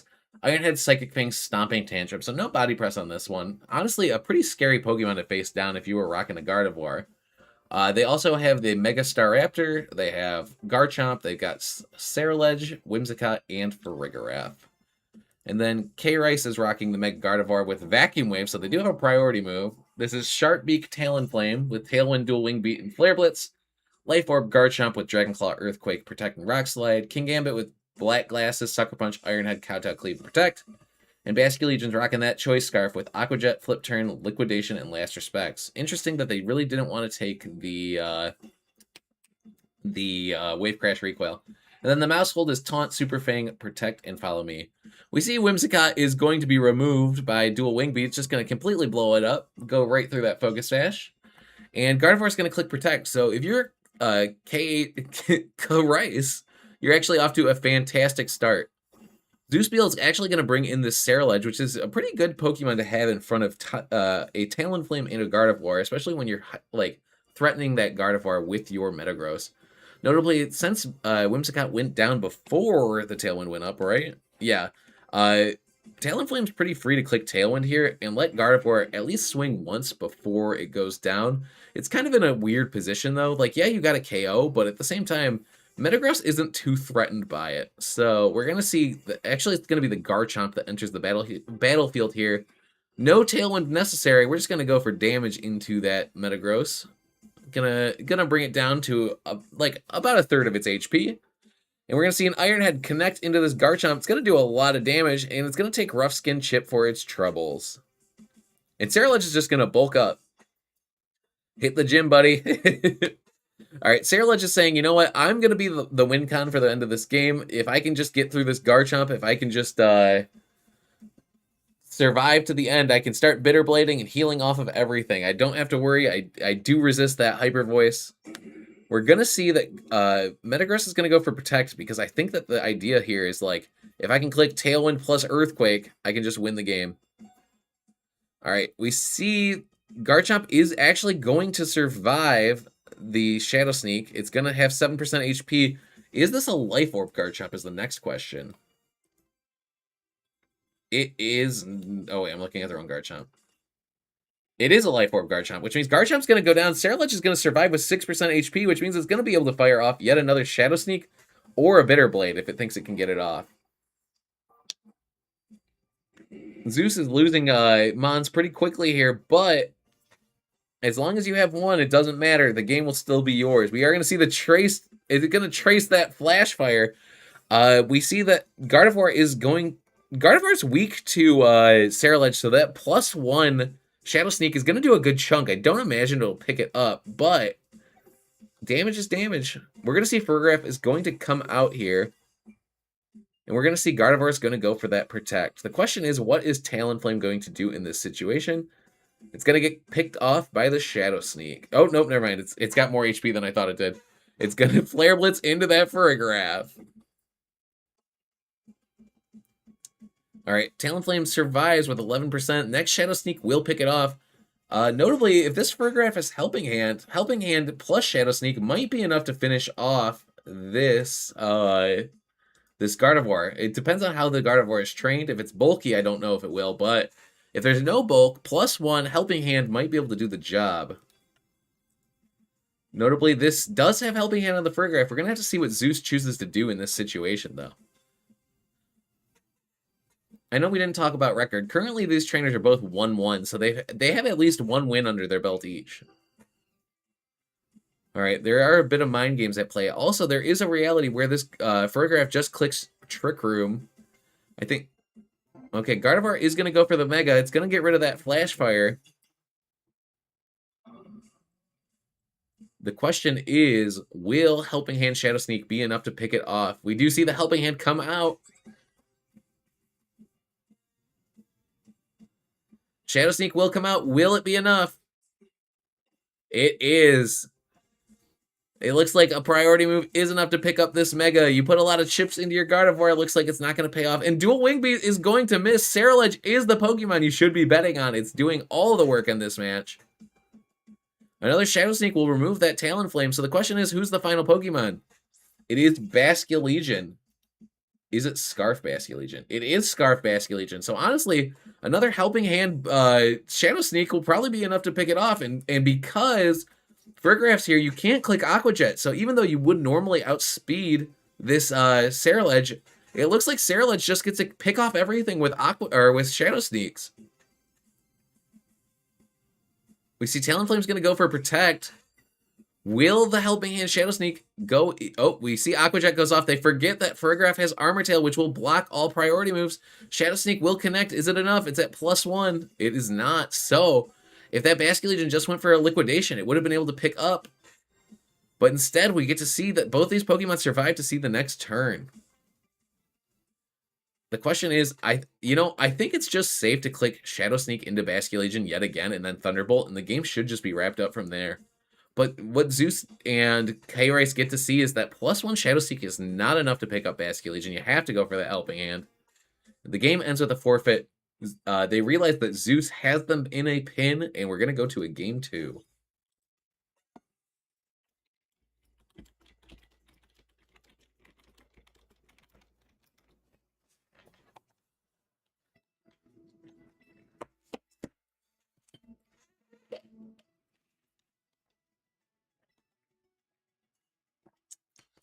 Okay, so Honestly, that game would have changed in a big way if the double or if the dual wing beat had connected into the tail or into the Saraledge. Saraledge was kind of the big MVP of the last game. Dodging the dual wing beat made it so that it could just click Shadow Sneak into everything. Photograph was the perfect partner, saying, you know what, you can't use priority moves into me, but I get to use them into you. So it was a really interesting set. We'll have to see how the players choose to shake it up. I mean, the Metagross was really strong into the Gardevoir, especially because we saw that Flare Blitz from Talonflame is not enough to pick up. I kind of imagine we might be seeing Garchomp enter the fray a little bit earlier. It looks strong into every Pokemon that is not named Whimsicott or Staraptor. So I have to imagine we're going to see another Garchomp appearance here. Whimsicott not being able to get Tailwind off and just going down for nothing is kind of rough. We might see Farigiraf pop in next to Whimsicott to just block all priority flying moves, but we'll have to wait and see. Kurt's talking about how they said I like H slash over Finn here, so I'll change it. I'll have for next time. Just not sure where I'm gonna go with the clef spot. Well, maybe you just Kurt. If you wait until Rag MC, maybe you just get Togekiss, which is just kind of Mega Clefable, but you get to have an item. Another thing. I mean, okay. I do like the. I mean, Clef. Why not try Clef with like a citrus berry? So that way you just have more longevity, right? All right, we got Talonflame plus Mousehold. So is this offensive Mousehold is the question. It's Super Fang, Taunt, Protect, Follow Me. All right, so I feel like it's okay. Flare Blitz is looking really threatening into both of these Pokemon. Honestly, Dual Wing Beat we've seen is just going to be enough to pick up the Whimsicott. The question is, okay, it looks like Farigiraf will be entering the battlefield saying, hey, I do get to get my Tailwind up. We're going to see Whimsicott's going to go, or Tail, there it is. Mousehold goes for Follow Me. It is going to redirect any potential moves. It looks like it's not going to end up mattering here, though. We're just going to see a Tailwind come out from this Whimsicott and no damage dealt by K-Rice. Tailwind goes up. Speed control is on Zeus's side, but I wouldn't be surprised to just see Tailwind go up for Talonflame side. And these two Pokemon that Zeus has chosen to bring out, yeah, it was a cool turn. Yeah, it blocked all offensive output from the other team. But at the same time, it's like, it didn't really put you in a position where you're going to do damage. Like, yeah, it was a good play for the turn, but now look what happens. Your Metagross is going to have to eat a Flare Blitz. Like, was that the play you really wanted to make? You're in a kind of a compromised position now. We're going to see a taunt come out. Farigiraf is going to be taunted. Like, Zeus won the turn, but did they win the war? Thunderbolt comes out into Talonflame. Going to bring it down to 18%. But more importantly, what we do see is that even with Tailwind up, Talonflame does outspeed this Farigiraf, which means that the only way Talonflame goes down this turn is if Metagross attacks it. Metagross, as far as I know, does not have a spread attack that can hit this Talonflame. So if Mousehold clicks Follow Me, it's just going to be Talonflame. You're going to be trading your Mega Metagross for their Talonflame. And we already saw that the other Pokemon in the back for Zeus is a Whimsicott, which means that it's going to be whoever okay. It's going to be whoever is the final Pokemon has to do all the damage for Zeus. We see Flare Blitz is going to take out this Metagross. Does this Farigiraf have Hyper Voice? It does not. So Super Fang comes out. Farigiraf is going to lose half of his HP.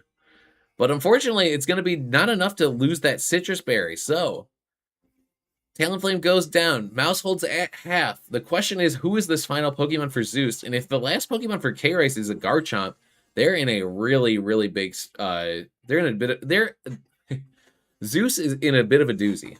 All right, so we do see Garchomp comes out. Here comes the Saraledge. Yeah, you did survive a earthquake last time, but last time you were at +1. This time, not so much. Yes, you have Tailwind, but it's looking quite rough if you're a Zeus fan right now. It looks like K-Rice found the perfect opportunity to bring themselves back into this game.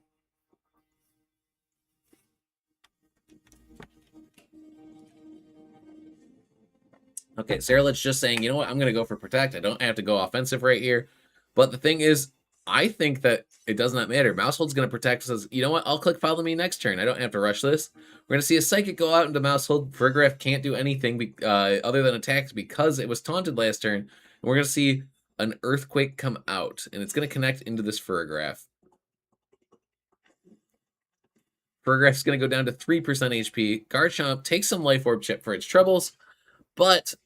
Oh, there's the Citrus Berry.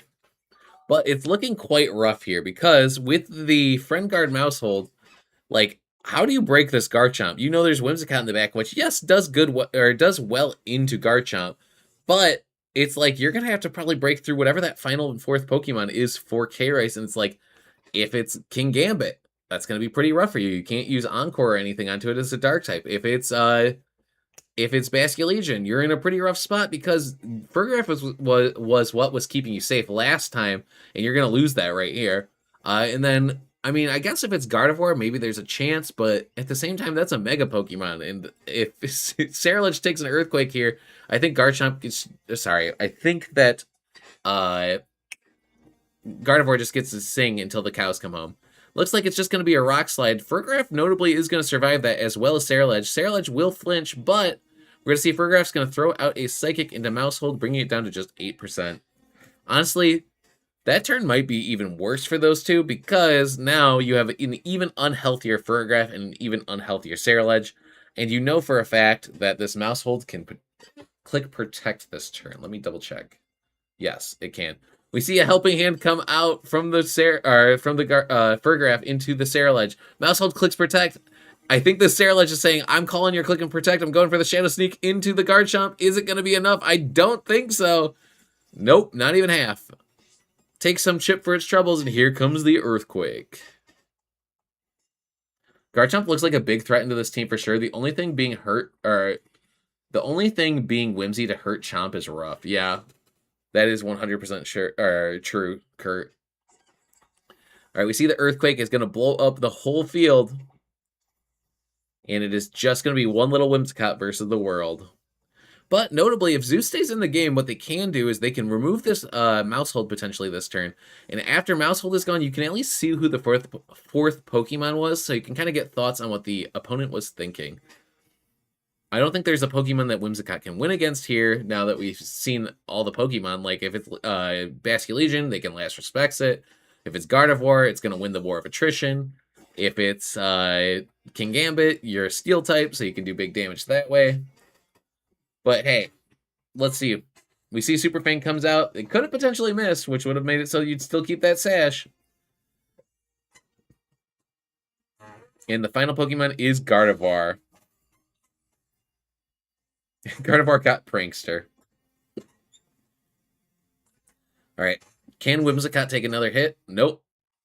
We're going to see a similar situation, but reverse this time. Zeus is going to be the one to forfeit. And now we're going to a Game 3. Alright, what do we have to note? We noted that in Game 1, the bulk up did end up mattering in a huge way. It made it so I cannot talk. Saralage was able to survive Garchomp's Earthquake. Also notably, that +1 Saralage was able to kind of blow through basically all the other Pokemon that K-Rice chose to bring. In Game 2, Saralage was never able to set up, which means that it was kind of just blown away by Garchomp's offense. I wouldn't be surprised to see a Talonflame Garchomp lead. Yes, Zeus was able to like call that Talonflame was going for dual Wing Beat into Whimsicott, but at what cost? Like, I think it would have been better to just switch in your Garchomp than a Farigiraf into the Whimsicott. If you switched a Garchomp into the Whimsicott spot, you would make it so that Talonflame's going to take 2 ticks of I can't talk. 2 ticks of rough skin damage and lose its ability to click or to do Gale Wing stuff. Does this Whimsicott have the ability to click Protect? I don't know. I'm looking right now. It does not. It has Charm. Unfortunately for Whimsicott, it cannot even charm the Talonflame in time. Also, if you bring in Staraptor and you intimidate Talonflame, your Whimsicott will survive. So there's some mind games there to be for sure. Also, I think when it comes to Pokemon in this format, like, the players that are going to do really well are the players that can identify when you don't need to Mega your Mega. Like, this Staraptor does not have to Mega. You can choose to save it for Metagross. Like, you can bring both Pokemon to the set and say, hey, Staraptor, you just don't have an item. But we see turn 1, it's just going to be Mousehold and Talonflame versus Saralege and Staraptor. I think this is a perfect opportunity for Saralege here. Yes, you won't be able to click Bulk Up because Mousehold's kind of threatening you, but you got at least an Intimidate off, which is pretty good. And what does... Actually, let me check real quick. What does Staraptor have? It's got Roost, Brave Bird, Close Combat, and Protect. So, I mean, there is a way where you get a boost up this turn. If you click Close Combat into Mousehold plus Bulk Up, like, you could potentially get a boost of some kind. We're going to see a switch out. It is the Gardevoir coming in here. Intimidate. Oh, no. The Gardevoir is going to steal that Intimidate. It's going to bring both Pokemon down to -1. If there's anything you don't want to see if you're the Staraptor player, it is that. All right. We see that Tailwind is going to come out. Gardevoir is going to be the fastest, or sorry, Talonflame and Gardevoir will be the fastest Pokemon next turn, but this turn it's going to be Staraptor followed up by the Saralege. That was a -1 close combat into a ×4 resist. Not going to do much damage. We see a Bulk Up come out. This is actually pretty huge for Saralege. Honestly, I wouldn't be surprised to see another one next turn, because that'll get you up to a +1. And you'll be at +2 defenses. I think that Saralege kind of has to be fighting for the long con, right? He has to be playing for the long game here. The only move that it can really be hit by this turn is a like dual wing beat from a -1 Talonflame, and anything that the Gardevoir chooses to throw at it. It's got Psyshock, Hyper Voice, and Vacuum Wave. So the only move that it can hit it with is a physical attack. So something to note. We do see Mousehold is going to return. Gardevoir is going to choose the Mega here. I have to imagine that it's probably going to go for a Hyper Voice, but I also wouldn't be surprised to see a potential Psyshock into that Saralege. We do see Staraptor goes for that Protect. Says, you know what, I don't really want to take damage just yet. And honestly, imagine if Staraptor chose not to Mega here. It would have been able to come back in and potentially get more Intimidates later this game. Saralege is going to take a little bit of damage for its troubles here. And we're going to see yet another Bulk Up. The idea here being that if Saralege can get enough Bulk Ups, it can use Bitter Blade, it can keep on healing itself back up and just be a huge pain for this team. And every Bulk Up makes it so Gardevoir can only hit you with... like, the most optimal move for Gardevoir to use is going to be Hyper Voice. We're at +1 now. Mousehold does not notably have a very strong defense stat. I wouldn't be surprised to see it take a lot of damage here, but notably that is a Focus Sash Mousehold. It is going to be Follow Me, which is really good if you're the Saralege player. It means that you're going to at least be able to do damage into it. We're going to see Psyshock into the Staraptor. At +1, it will survive. We're going to see Close Combat flies off into this Mousehold. It's going to bring it down to just 1 HP. Saralege is going to probably finish it off with a Bitter Blade if I had to guess, but it could always go for another Bulk Up. It does go for another Bulk Up, says, you're not going to taunt me. I'm not afraid of you, Mouse. And now we're in an interesting spot because we have one last turn of Tailwind. That's a big Psyshock, actually good damage. Yeah, it was huge. We do see that the Staraptor is now at +2. I think that it is likely to go down to the next Psyshock, but we have +3 Saralege now. So Saralege is kind of the big Pokemon to beat for this entire team. Garchomp is going to be able to do solid damage into it with a potential Earthquake. But it's like, you can also use Bitter Blade into this Gardevoir and make it so Staraptor can just be a real nuisance for that team. We do see Hyper Voice is going to come out. Notably, Bulk Ups aren't going to help with the defensive... Bulk Ups aren't going to help with the defensive part of Hyper Voice. It's a special attack, so it's going to take full damage from that. We're going to see Bitter Blade removes that Redirector. And now, Saralege at 48% HP is facing down both a Gardevoir and whatever chooses to come in here. I have to imagine if it's Gardevoir, or sorry, if it's Garchomp, the Saralege might actually be in trouble. Because I think a Hyper Voice plus Earthquake might be enough to finish it off. This Gardevoir is doing huge damage. Yeah, Gardevoir's a really slept-on Pokemon. Like, for as good as it is, it's not seeing a ton of usage, right? All right, we are going to see that final Pokemon is Garchomp. This Saralege is at +3, but it's going to have to take potentially another Hyper Voice and an Earthquake. So it's going to be really tricky for Zeus to navigate through here. Like, if the final Pokemon on Zeus' side is another Garchomp, maybe there's a way we might be able to see some Garchomp warfare here. But, like, right now, the key Pokemon here is this Ceruledge. It's like, how can you use this to navigate yourself to victory? I love Gardevoir. Just wish it had slightly higher speed tier. Yeah. It's not the bulkiest, it's not the fastest, and it doesn't hit the hardest, but it does a pretty great job at all of those. All right, so we're going to see Gardevoir is just going to go for a Protect, not wanting to get Shadow Sneaked for its trouble. We are going to see the Shadow Sneak will come out into this Gardevoir. The -1 Staraptor is going to click Roost, saying, you know what? If you're going to let me become this unkillable monster, I'm going to become an unkillable monster. Earthquake is going to come out. How is this going to affect this Ceruledge? It's at +3.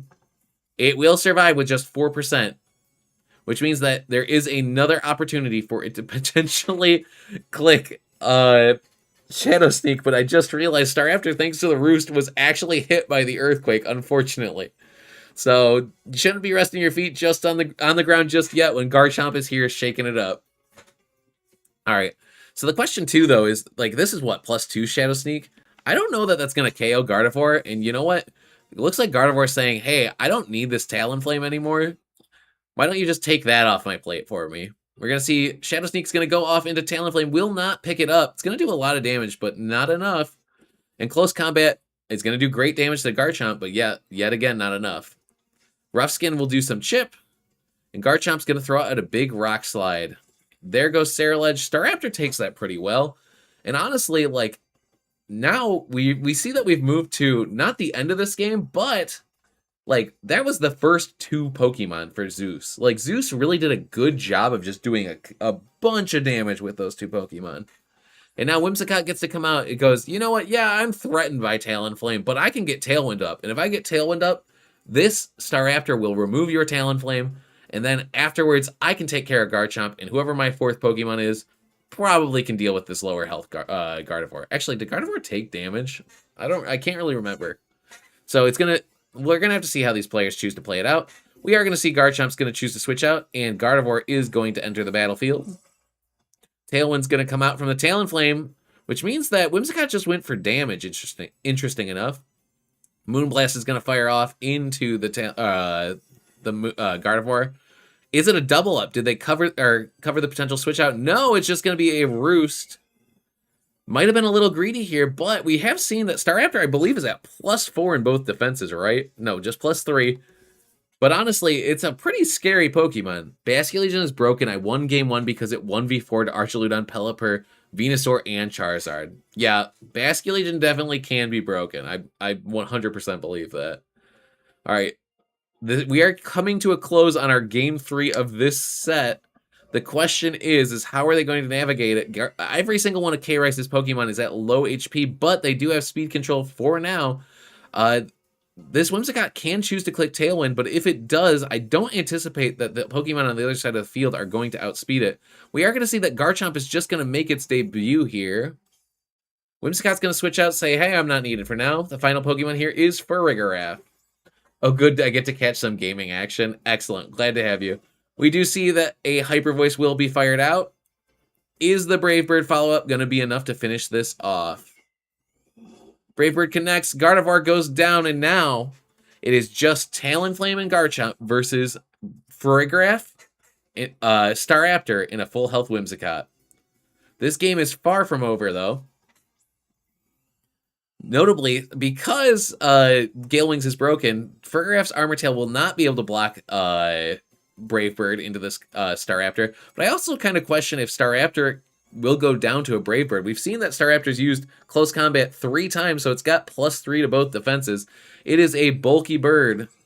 We see Dual Wing Beat is going to come out. There's 1. There's 2. It's not enough to pick up. Did Garchomp follow it up with a Rock Slide is the next question. Rock Slide does come out. Is it enough? Staraptor does go down. Does Farigiraf... Oh, critical hit into the Staraptor. That might have ended up mattering. I'm not entirely sure. Based on how much damage Talonflame did, I kind of doubt it, but we'll have to wait and see. Loki, I'm more worried about Farig not flinching. Yeah, Farig, if it clicks Thunderbolt, is probably going to be able to secure this game for Zeus. Talonflame goes down, and now it's a Whimsicott next to Farigiraf, and I think that's going to be enough.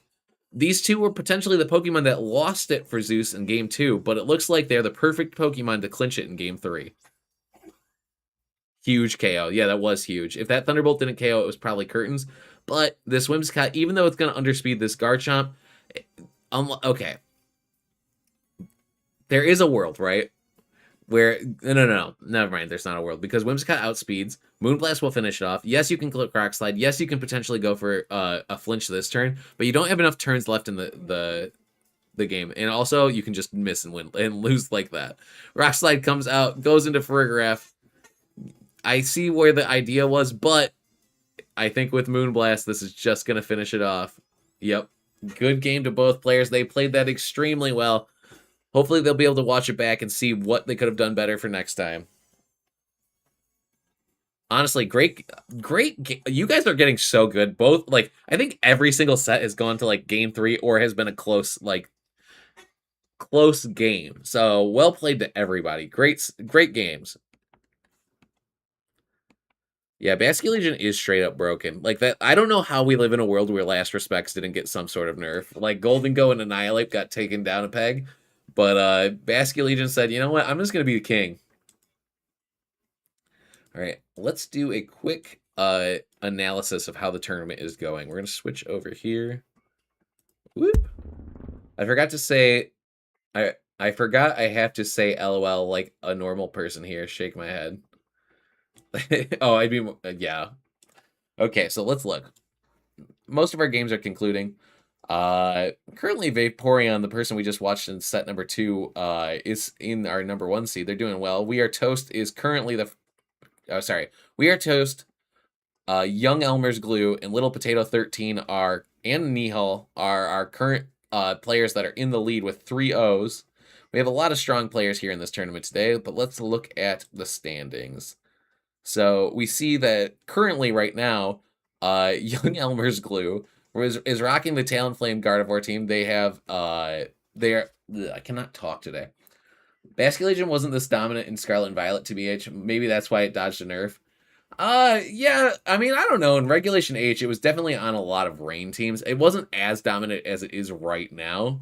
But, I mean, if you lower the power level and you, like, it's like the only, like, higher tier Pokemon that didn't get a nerf. Like, I guess Sinestro also didn't, and that's why you see so much of it. Let's look. Garchomp has a 51% win rate. It's the most commonly used Pokemon. It's doing really well. King Gambit, again, doing really well. We got Farig. Mawile at a 33% win rate. Mawile Nation is hurting this week, guys. I'm sorry. I'm back. Yeah, I'm back. I'm in all the tough games today. Everyone is playing great tonight. Yeah, that's what I was saying. I was saying it's a strong showing for players today. Every single set has been really interesting. All right, Rickich and Little Potato are showing that Floette is still a real threat. Yeah, we are in pain. I was considered a tough game. Yeah, you were a tough game. Look at you. Aren't you like currently 3-0? Oh, you're 2-1. But still 2-1's great. I'm honored. Even now Sinestro isn't even broken. It's just really good. Yeah, I mean Sinestro's a support Pokemon. It's like saying how like Incineroar's not broken, but it's like really, really strong. It's not the Pokemon that makes it's not the Pokemon that's defeating you. It's the Pokemon making it so you can't win. Like it's Incineroar is a broken Pokemon, but it's not the one doing all the damage, right? Vaporeon, you were tough. Yeah, rock on, Vaporeon. I'm happy so many people are giving you the support you deserve. Also, Nathan 2B, are you currently 2-0 or 3-0? I want to see. Nathan's 2-1, rocking that Mega Steelix. That is a cool team. They got the Staraptor Steelix, Farig, Meowscarada, Tyranitar. That's a cool crew. It did way more damage than I thought it would. Lots of interesting Pokemon. Yeah, I mean, Pokepellets we always have. People come to cook. Or they come out here and they cook in Pokepells. We got Hatterene Mawile. We got Raichu, Ceruledge. We got Heliolisk. I think I saw somebody got champion tier with this team. I don't know how. It looks like a really crazy team to me. Or maybe they won one in champion tier, then posted the picture. I don't know. We were watching Kurt the Buzzwole rocking this team with the Phalanx. Let's see. We got Mega Swampert, Sneasler Umbreon, Delphox stuff. We got Crabominable.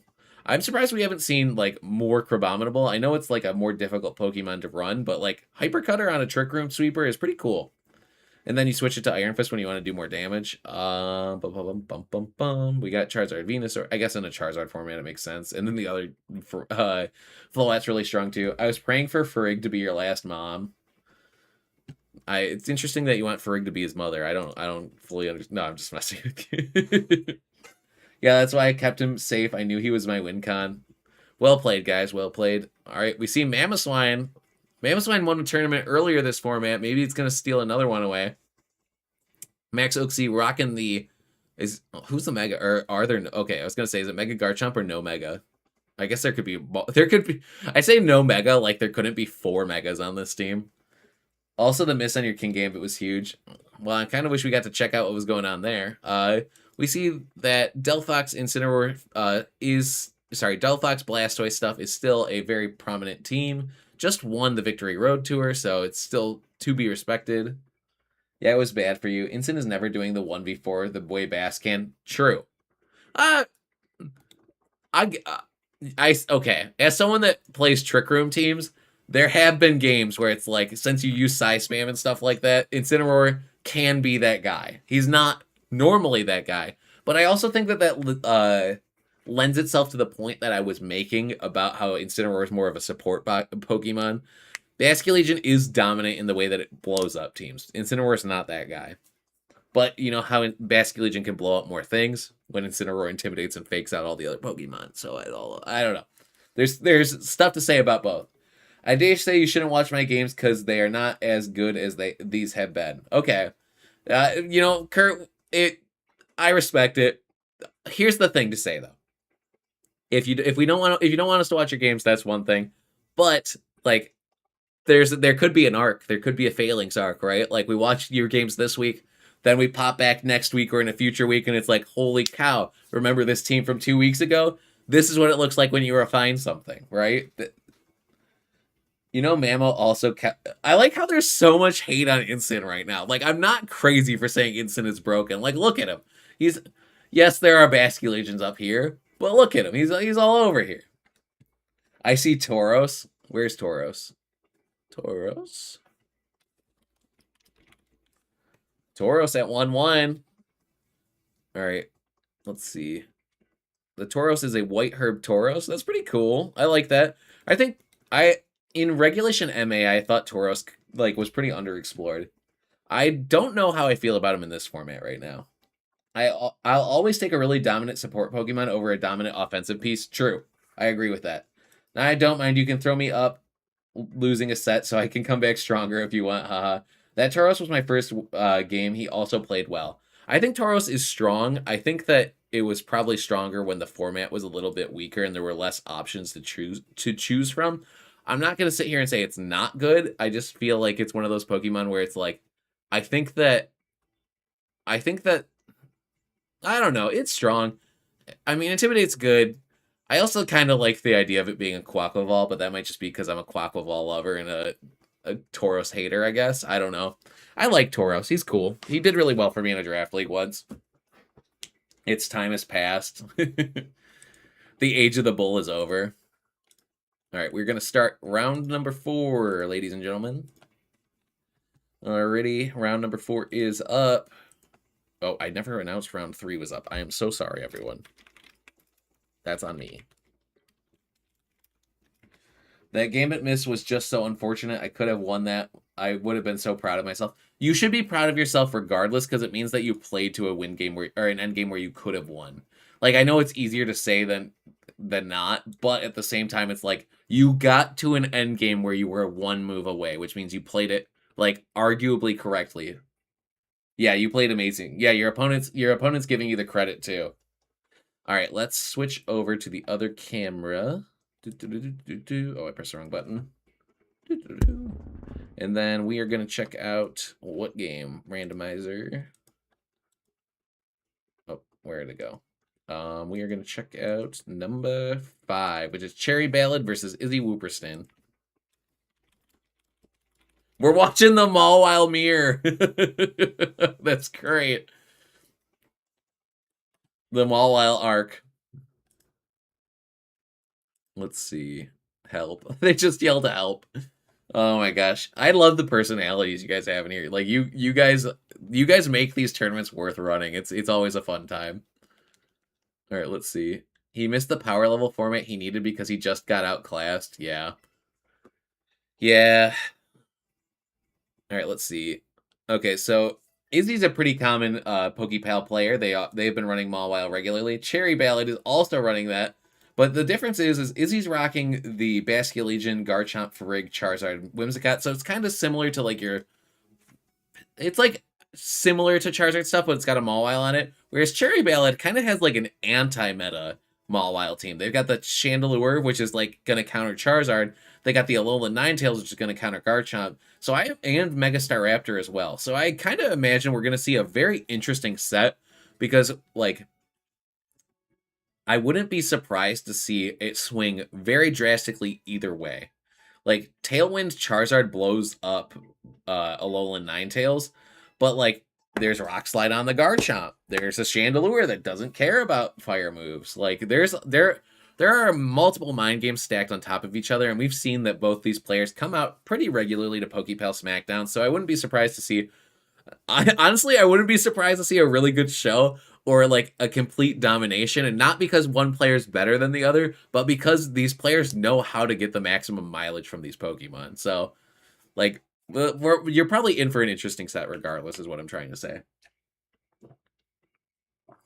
It's been a while since I've seen you here. Oh, I'm not clapping for you. I'm sorry, Sammy. Didn't mean to wake you up. Pokemon, you woke up. You woke up, Sammy. I woke him up, but you made the slow clap made him wake up. I've been playing. I've been playing for a month and a half now. I'm really proud of your progress. You should be extremely proud. If you played VGC for the first time like a month and a half ago, that's incredible growth. High octane set incoming. Exactly. All right, so we've got Chandelure plus Rotom versus Whimsicott and Mawile. So let's check out. This is a Citrus Berry Rotom with Will-O-Wisp. I think the idea here is like, hey, I can slow down this Mawile with a Will-O-Wisp. And notably, Mawile's not like Staraptor in the sense where it's like you almost always need to Mega your Mawile. Like if Charizard's here, sorry Sammy, my last dog was named that. It's a good name for a dog. What I was trying to say though is Mawile's not exactly a Pokemon that doesn't want to be unmega'd. So like if Charizard's here, it's gonna probably hog that Mega Evolution. With that said, I don't know that Charizard was even brought to this game. We'll have to wait and see. Here comes Garchomp, a Pokemon that can definitely take an electric move, and also would take a fire move pretty nicely, provided it doesn't get burned. We are going to see the Will-O-Wisp target into that Mawile spot. It is going to dodge it. All right, it's going to block it with the Protect. We're going to see a Heat Wave come out. I've officially decided to join the Mawile Mafia. The Basculegion Mafias. Oh, we're going to see a burn happen anyway this turn. Izzy is not loving this turn. It's going to get burned. Garchomp is going to get burned. Izzy is hurting. She does not love that. I feel like next week we're going to have exclusively Mawiles. Okay. We see Mawile is going to choose to Mega Evolve here. Maybe Izzy will get lucky, and since Garchomp got burned by the Heat Wave, maybe they will be able to dodge the Will-O-Wisp. We are going to see Rock Slide come out. That will break any potential sashes on Chandelure and possibly get a flinch on this Rotom. I think Izzy's saying, you know what, I got unlucky. I can just as easily get lucky. There we go. We are going to see the flinch. We're going to see the double flinch, and we're going to see the player up come out. Steamline is going to be brought down to 5% HP. Or Streamline. Blair just got back. Okay, so now it is honestly the double flinch was great luck. I don't know if I would like to take the burn in response to that, but it's going to make this game a whole heck of a lot closer. We can see a Sucker Punch potentially go out into this Rotom to pick it up, but Mawile's pretty heavily threatened by both these Pokemon. Sucker Punch would remove Chandelure if it chooses to attack, but at the same time, if you take a burn on both of these Pokemon, Izzy might have to do exactly what she talked about in the other game and win the whole game with that Basculegion. We're going to see the Dragon Claw come out from the Garchomp. It will be enough to pick up Rotom from that range. which is going to make it so that this Mawile is in a much better position overall.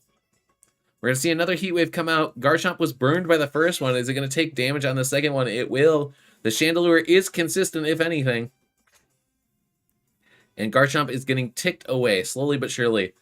Honestly, after Life Orb damage and the burn chip, this Garchomp's only going to be around for a single turn after this. I actually was inspired. I was inspired to make a Mawile team a couple weeks ago because I saw how much damage it could do from your Pokepal streams. Mawile is going to be in like every single Pokepal streams. I swear, it's like it's basically the mascot of these streams lately. All right. Anyway, Staraptor comes in. It's gonna get a big ol' Intimidate. Does the burned Garchomp really hates to see that? Mawile doesn't love to see it either. Sucker Punch will potentially pick up this Chandelure. So the question is does Chandelure choose to attack? It does. Sucker Punch does not pick up because of the Intimidate. It's going to survive with 4% HP. Close Combat will come out into this Mawile. It's going to bring it down real low. And now, did this Garchomp go for a Rock Slide? Goes for a Dragon Claw. Just into the Staraptor. Going to get a little bit of chip. And now the question is, does this Heat Wave connect on both? Yes, this Chandelure cannot miss. And we're going to see the final two Pokemon for Izzy, which we know for a fact one is going to be that Whimsicott. We see the critical hit. Was that double critical hit? I mean, it didn't matter, but interesting to see. We know Whimsicott's coming back. Who is that final Pokemon? Based on what Izzy was saying earlier, I'm kind of inclined to believe it's going to be Basculegion. And if it is Basculegion, it might just be the perfect Pokemon to finish this game. This the Chandelure has only got 4% HP. If the Staraptor wants to hit with any attacks, it's going to have to use Brave Bird. Izzy's Basculegion is a Mystic Water set, which means it can always just Aqua Jet this Chandelure. It does not have to worry about it going for anything crazy. The other thing to note is, does this Alolan Ninetales have Freeze Dry? It does. So Basculegion's got a lot of weight to carry on its back, but it's notably been a Pokemon that does that pretty well. Shandy popping off. It is really popping off.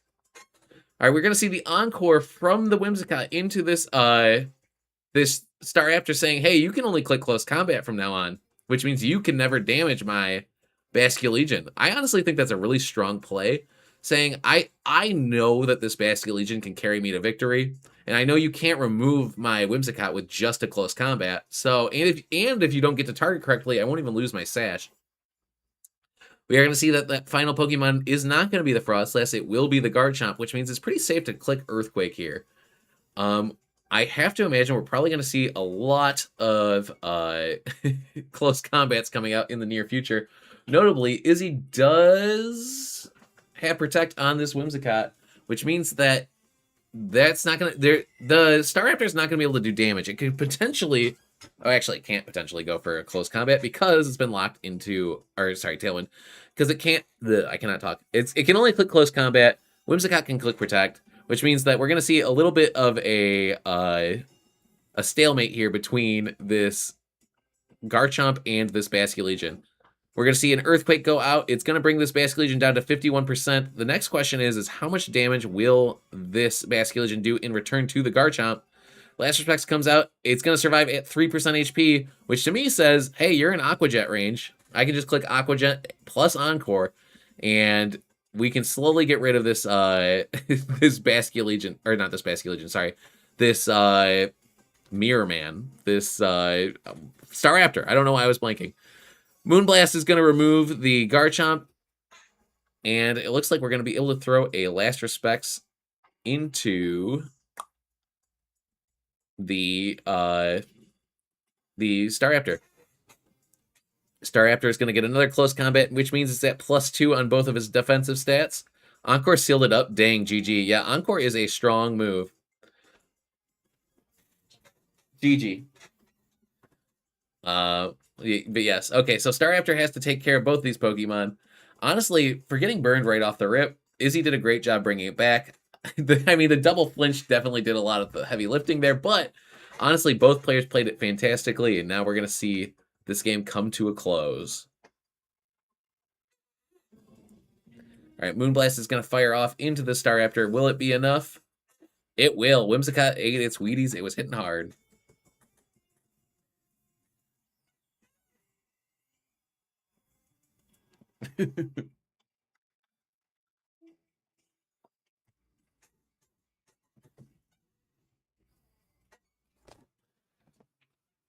All right. We've got one more game and then one more set after that. The tournament's coming close to an end here. I was weird. It was fine. I mean, fine's better than bad. Sorry. It's a loose fine. It's a loose fine. Oh. Oh. Kayla's been sitting on my lap. Say hello to. He's a good boy. I think he doesn't know what to do with all this stuff. Yep. I was gonna say. Haley's a good girl. Do you want up Haley? You know you can't go that way. Over here. Over here. So it's like, Papa. Come here. Do you want me to just lift you up? He's just hopped into my hand. All right, there you go, Haley. Are you happy? All right, let's focus on this game. All right, Haley, you have to give commentary. They don't have any dogs. Fine is better than bad. So comforting. That's just I mean, I'm trying to find the silver lining, but I will be more supportive after the stream is done. All right. Let's see. Okay, so we see a shakeup. Ninetales has entered the battlefield. It's Ninetales and Whimsicott. Or sorry, Ninetales and Chandelure versus Whimsicott and Mawile. All right. Notably, this Ninetales can click Blizzard, remove the focus sash off of Whimsicott, and also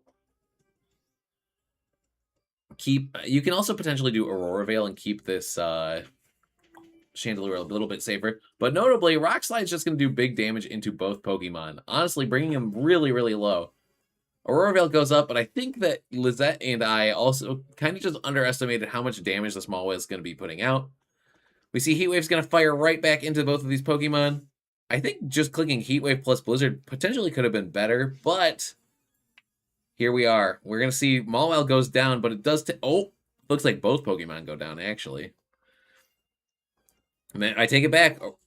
Aurora Veil plus Heat Wave was the correct call. Now the question is, who are the two Pokemon in the back? We've already seen Mega Evolution spent on that Mawile. We talked about a high-octane set. This is the most high-octane game you could ask for. Turn 1, double KO, and almost a reverse double KO as well. Basculegion plus Garchomp enter the battlefield. Honestly, like, Izzy could pretty safely just click Earthquake plus Protect on the Basculegion. They can go for Last Respects into the Ninetales plus Dragon Claw into the Chandelure. There are a lot of plays that the two of them can make. I do think that since Aurora Veil is up, if they have Staraptor and they can click Intimidate, it might be enough to secure this endgame here. We are going to see a Protect come out from the Ninetales. We're going to see a double Protect. The idea here is like, hey, we're just going to stall. We're trying to stall Tailwind turns. I think I can win if I can get you to an endgame where I have the board state that I'm looking for. We see Last Respects come out. Notably, if Staraptor switched in there, Staraptor is a normal type, which means that it would not be affected by Last Respects. Yes, it is not a normal type when it Mega Evolves, but you can use it to switch in for free on Ghost type attacks. I was literally just thinking that turn 1 was so high octane, lol. Yeah, that was like the most offensive turn. Like, we're on turn 2 and we're in the end game, right? Or, well, this is now turn 3. All right, we see one Protect go off. Tailwind only has 2 turns remaining. Aurora Veil is up. Honestly, Last Respects will remove any Pokemon with the exception of Staraptor or Garchomp here. So it is all about how Lizette navigates these turns. We do see another Protect go out. They're just fishing for doubles. They go Dragon Claw into the Chandelure, but it does go down. And we see Life Orb on the Garchomp is going to take some chip. What does the Basculegion go for? It goes for another Last Respects. So if Staraptor was on the team, it would be able to enter the battlefield pretty safely here, but that might be an indicator that it is not on the team. Who are the final Pokemon? We see it is Garchomp of their own versus Staraptor. So Staraptor could have come in, could have gotten an Intimidate, But now we're gonna have to. Now we have one last turn of Tailwind. We're gonna have to see how Staraptor and Garchomp get through this. Aurora Veil did go up, but it's almost like it might not even end up mattering because if they don't attack this turn, um, both the Pokemon on the other side of the field are gonna just have to click Protect, or it can just freely click Protect. I think it's Costa that says High Octane a lot. I mean, Costa is High Octane. He's the High Octane person. Like, he gets me excited with how excited he is. Okay, so we see Protect comes out. No need to Mega Evolve just yet. We can click it next turn. Also, we can stay a normal type if we don't want to risk getting hit by a Ghost move. We can kind of do some mind games with the Staraptor. Notably, though, Basculegion's pretty hard for this team to hit.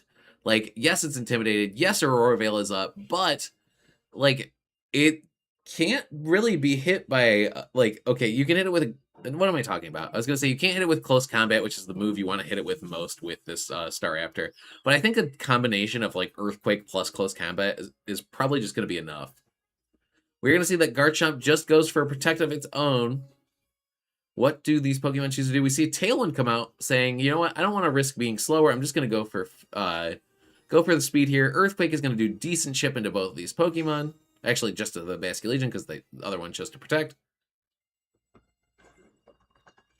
Basculegion's going to go down to about half. And it's at -1 with with Wave Crash. Here comes the Wave Crash. It's going to take chip from the Recoil. It's going to take chip from the Rough Skin. And it's going to be really hurting from here. I think it'll be in range of yet another Earthquake. The snow stops. OMG is Parker. OMG is Lazy Warlock 52. All right, Tailwind is up. I think all the chips are in Lizette's favor here. Izzy won game 1. It's looking like yet again we are going to be going to another game 3. All right. The question is though, will Garchomp get this other double Protect? It does not. Aquajet comes out. Is it enough to pick up? It also is not. Maybe if there was a critical hit, the -1 Basculegion might have been able to bring it home, but unfortunately, it's not going to happen today. Close combat is going to do a heck of a lot of damage to this Garchomp, and I think an Earthquake is going to seal the deal from here. Here comes the EQ. The ground is shaking. Everyone is in terror. The only Pokemon that does not care is the Staraptor, and we are going to be going to a game 3. I promised you high octane, and you know what? Izzy and Lizette delivered in game 2. That was they made it 4 turns, but it really ended on turn 2. It felt like. All right, time for a game 3, baby. Oh, I gotta crack these knuckles. Oh, okay. All right. All right. Now the question is, are we gonna see the Mawile Mirror happen now? We've seen in game 3. Woo! We've seen how you doing, Lazy Warlock? We've seen we've seen Chandelure and Megastar after every single games thus far. Is it time for the Mawile Mirror, or is Lizette bringing the Mawile just throwing into this matchup?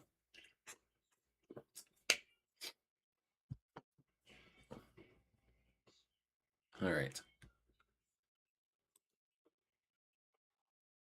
Okay, these players know exactly what they're bringing. There's not a lot of thought, or not a lot of time on that team selection screen. I'm so sad I forgot to register. Forgot to register for this, or forgot to register for another event. Because we'll always be back next week, right?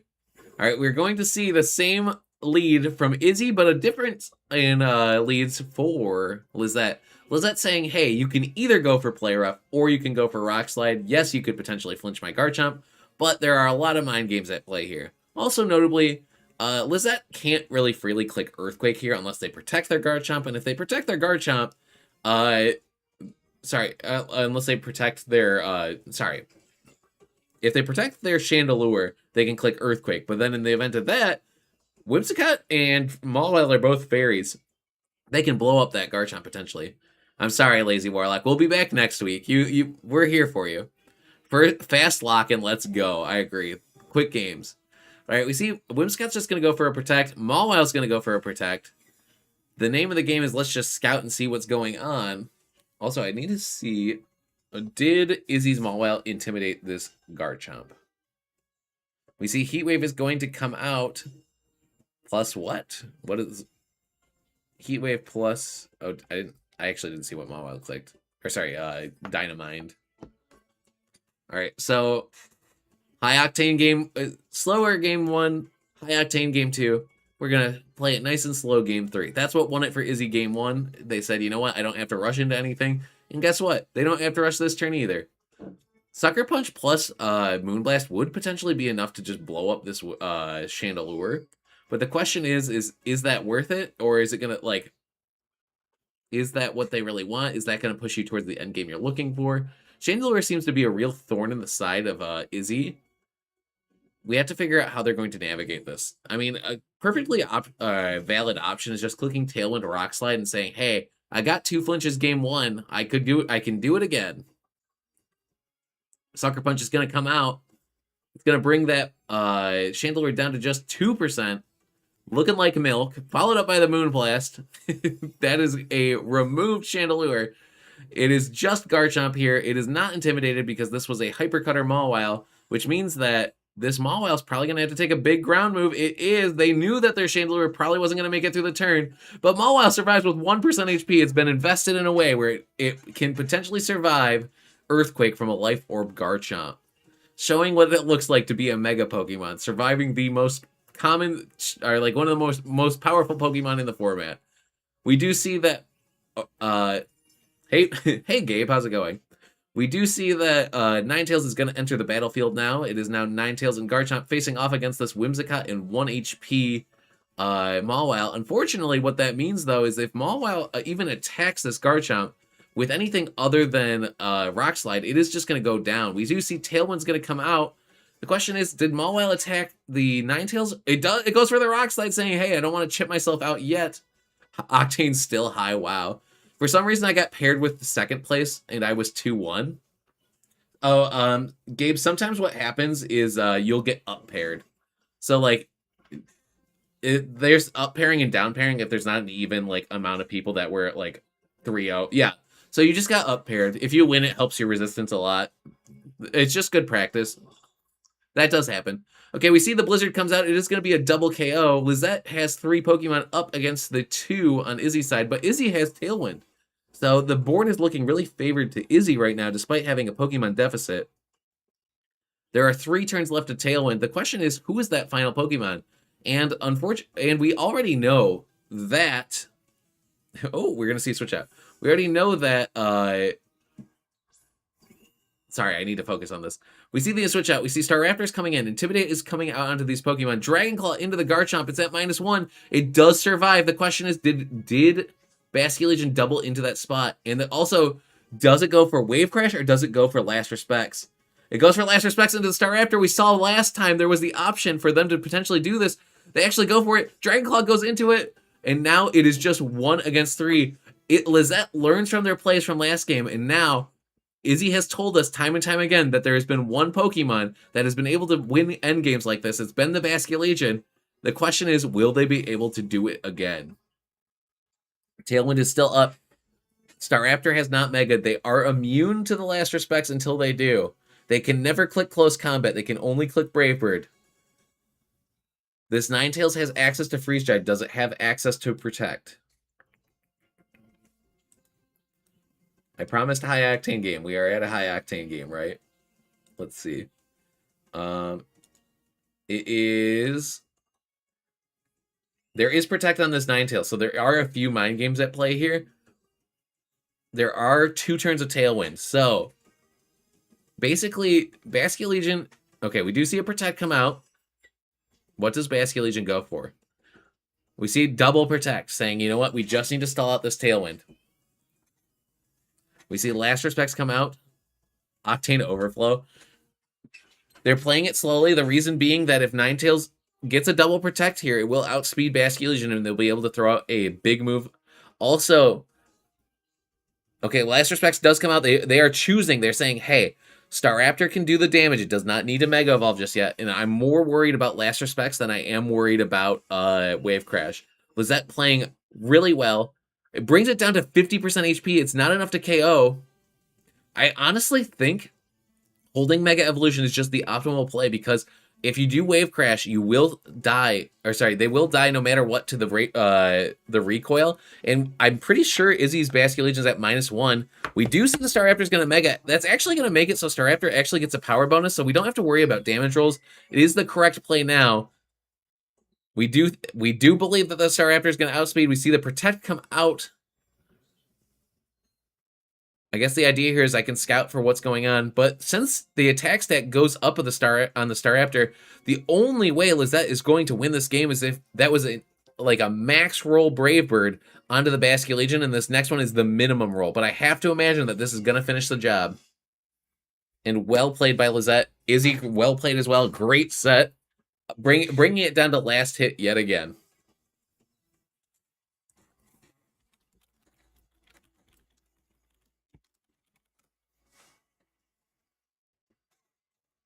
Honestly, really well played.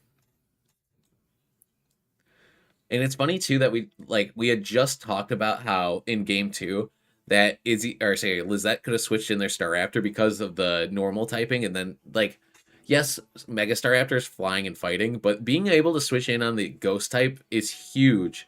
So really, really cool set, really well played by both players. They honestly just kind of a mind blowing game. Genuinely my bad that I didn't think of the Staraptor switch. It's funny because we were talking about it in game 2, and I don't think Lizette thought about it immediately either. Ironically, the Staraptor is the key to the Mawile mirror. Yeah, it really was. Well, 1-3 for a team that I didn't build optimally isn't a bad run into the final Swiss, lol. So true. Also, we had 51 people sign up. That's a pretty good turnout. Like, I know not all 51 people played, but I'm pretty happy with that for just like a random Monday tournament. All right, we have 2 games to complete, and then afterwards we are going into our final set. Honestly, I think every single tournament set has gone to game 3, so it's been one of our longer tournaments. I do appreciate everyone that's come out, everyone's that's been watching, following, supporting the channel. Just the people that come regularly, you guys all rock. Thank you so much. We have 3K5 versus Nihal P is currently on go. Thank you for the follow, Dusty. Greatly appreciated. We'll be back next week too with more Pokepals. We always have it on Monday evenings, so Pokepals. Pokepal Smackdown. We're violent. Okay, 15 out of 15 are completed, which means we're gonna go to our final set. And as is tradition on the channel, we normally do the final set is the set that is the 2 people that are undefeated. So let's check. Do we have any? We might have more than one. Actually, we normally just do number 1 seed. Okay, we do. The number 1 seed is going to be 3K5 versus We Are Toast. All right. Always enjoy stopping by to watch. You do a great job with these. Thank you. It means a lot. Woo, finals. Woo! Hey, you made it. You did it. All right. Oh, room code is up. Cool. All right. We're joining We Are Toast room.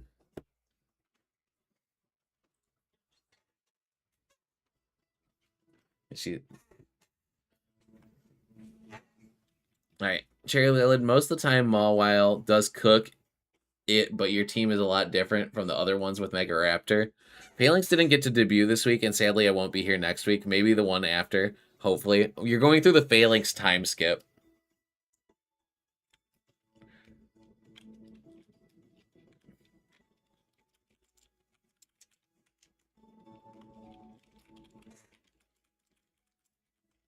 All right. So 3K5 says I remember playing Toast in his first ever tournament when champions dropped, and it was a close set, and they beat them to make the finals. So now they get to have their run back.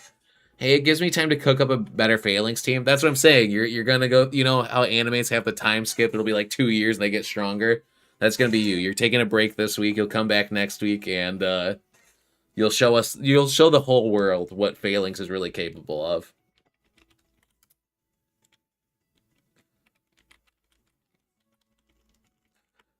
Also, it's been every single game has been a bit of a nail biter this whole tournament.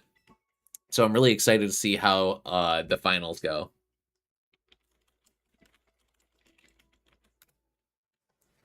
All right, so We Are Toast is rocking the what I call the chili dog team. They've got the Frostlass and the Scovillain as their megas, plus the Lycanroc, which has a Cell Rock. It's a great counter to Charizard, but notably Lycanroc has a little bit of a rougher time when the opponent has a Farigiraf, which this one does. So we'll have to see how they adapt. This is a Life Orb Mamoswine. So yeah, normally they have the Focus Sash. This one says I'm all in on the damage.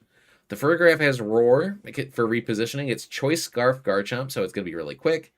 Protect Aerodactyl with Dual Wing Beat, Tailwind, and Rock Slide. Charizard has Protect, Weather Ball, Solar Beam, and Heat Wave.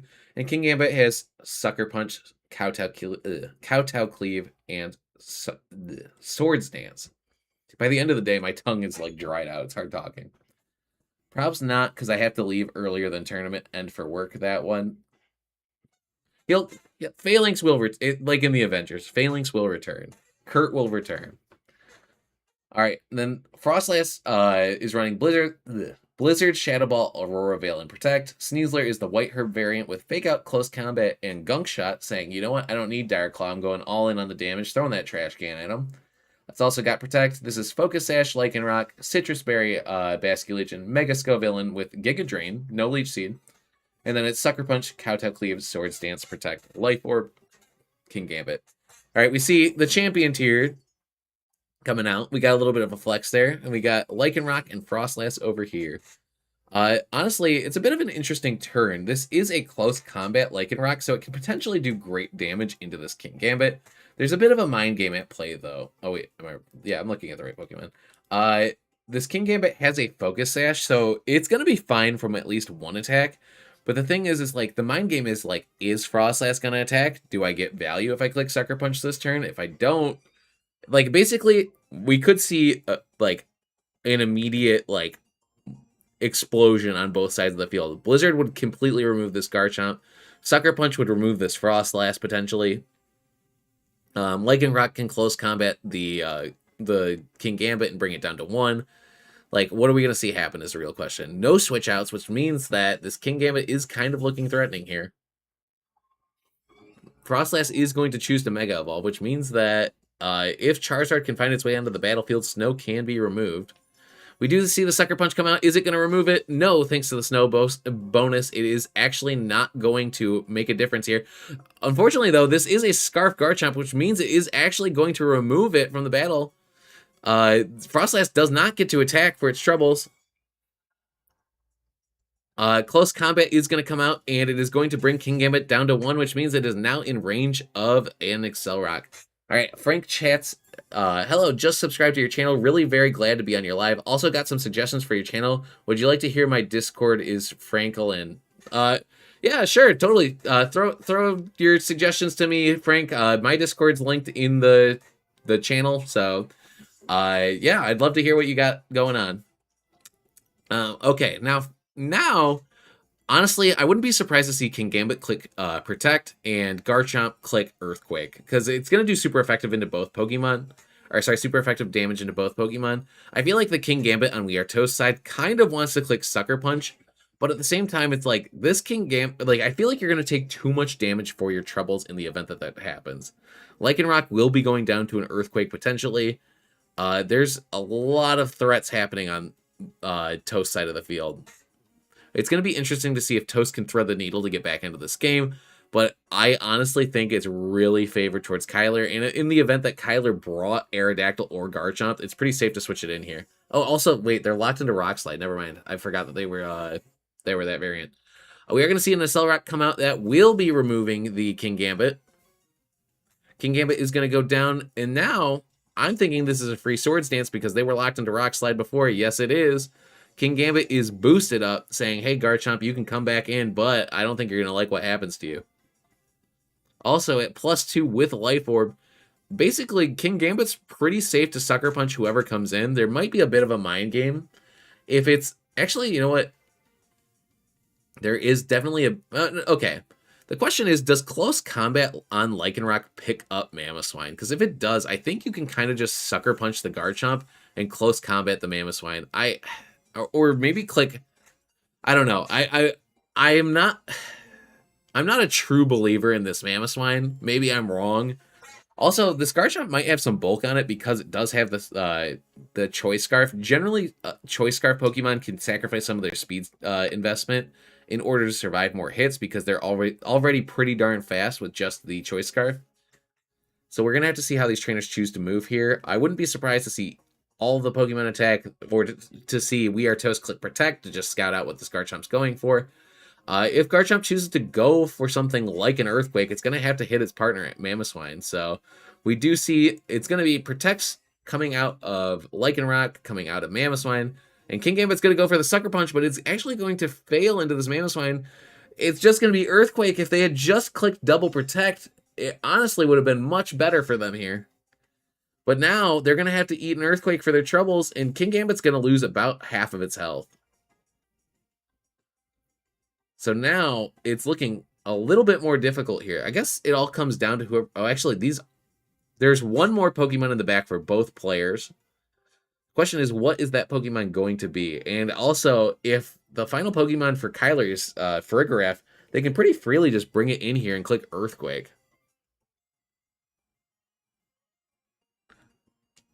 Even if the final Pokemon, okay, like I feel like the only Pokemon that We Are Toast can bring in that can challenge this Garchomp would be something like a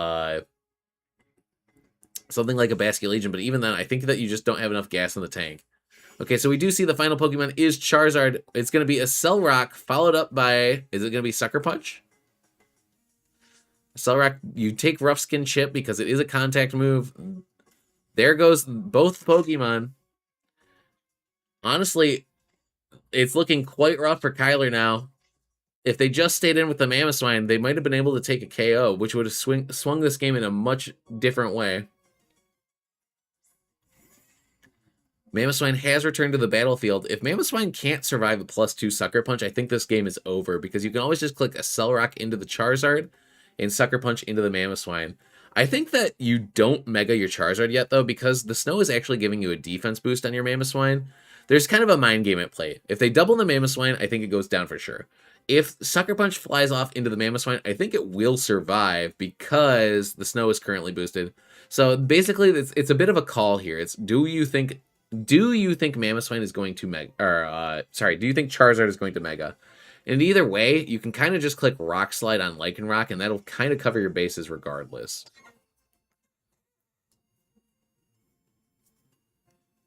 All right, we see Lycanroc is just going to go for the Protect. Going to scout out to see what this Mamoswine goes for. Charizard's going to go for the Protect. We're going to see an Ice Shard fly off into this this Lycanroc, and we're actually going to see Sucker Punch fail because Mamoswine went for a priority move. Snow is going to stop. Charizard is pretty threatened by an Accelerock here. Mamoswine notably does not have Earthquake. Sorry, I have like a hair right on my lip. There we go. Anyway, okay, so now we're going to have to see what the players choose to do. I think a Accelerock most likely will pick up Charizard as a ×4 boost, or ×4 attack because both fire and flying are weak into rock moves. And thanks to the Tough Claws boost, it'll probably pick up. But Charizard notably does land this double protect. We are going to see a Accelerock tries to connect on the Charizard. It will fail. Now the question is, we see Sucker Punch is going to come out into the Mamoswine, and because the weather has shifted, Mamoswine will go down, and I think that's going to secure the game for Toast. The battle has ended. The writing is on the wall. Kyler has gone down, and We Are Toast is going to take game 1.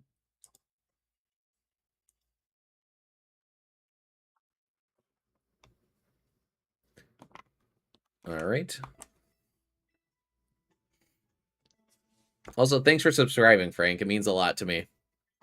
I appreciate all the support you guys have given me. Also, I like the name Frank Elaine. That's cool. All right, so we saw that Lycanroc really did a lot of the heavy lifting in the last game. Notably, if Fergraph was brought as that fourth Pokemon instead of Charizard, I think Kyler would have just like completely cleaned house. Once Frostlass was down, like every single Pokemon on the We Are Toast side of the field was pretty earthquakeable. Notably, Scovillain would change things a little bit, but it really doesn't want to take rock moves, so you can kind of adapt pretty freely. I think that the idea was that like Charizard does a pretty good job into everything that is not Basculegion or Lycanroc, so it makes sense to bring it, but it ended up not carrying the weight it needed to. Um, with that said, the Scarf Garchomp is quite threatening, especially because it can just get Rock Slide flinches and completely swing the game. We're at the level here where one flinch can completely decide a game for a player, so we'll have to see what these players choose to do.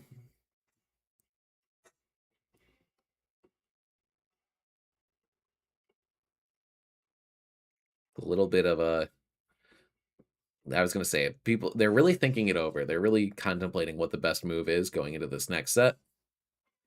All right. We Are Toast is on a 3-win streak. They're looking to keep the hot streak alive.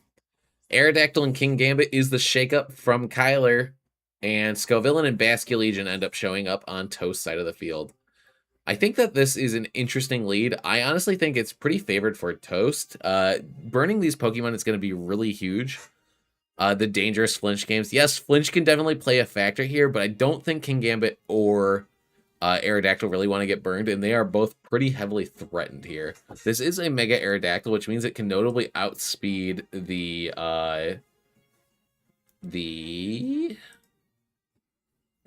where's this okay, it's a Citrus Berry, Basculegion. Okay, so notably, the fastest Pokemon is going to be Aerodactyl. If Aerodactyl does not choose to Mega, to me that says that there's going to be a Mega Charizard in the back.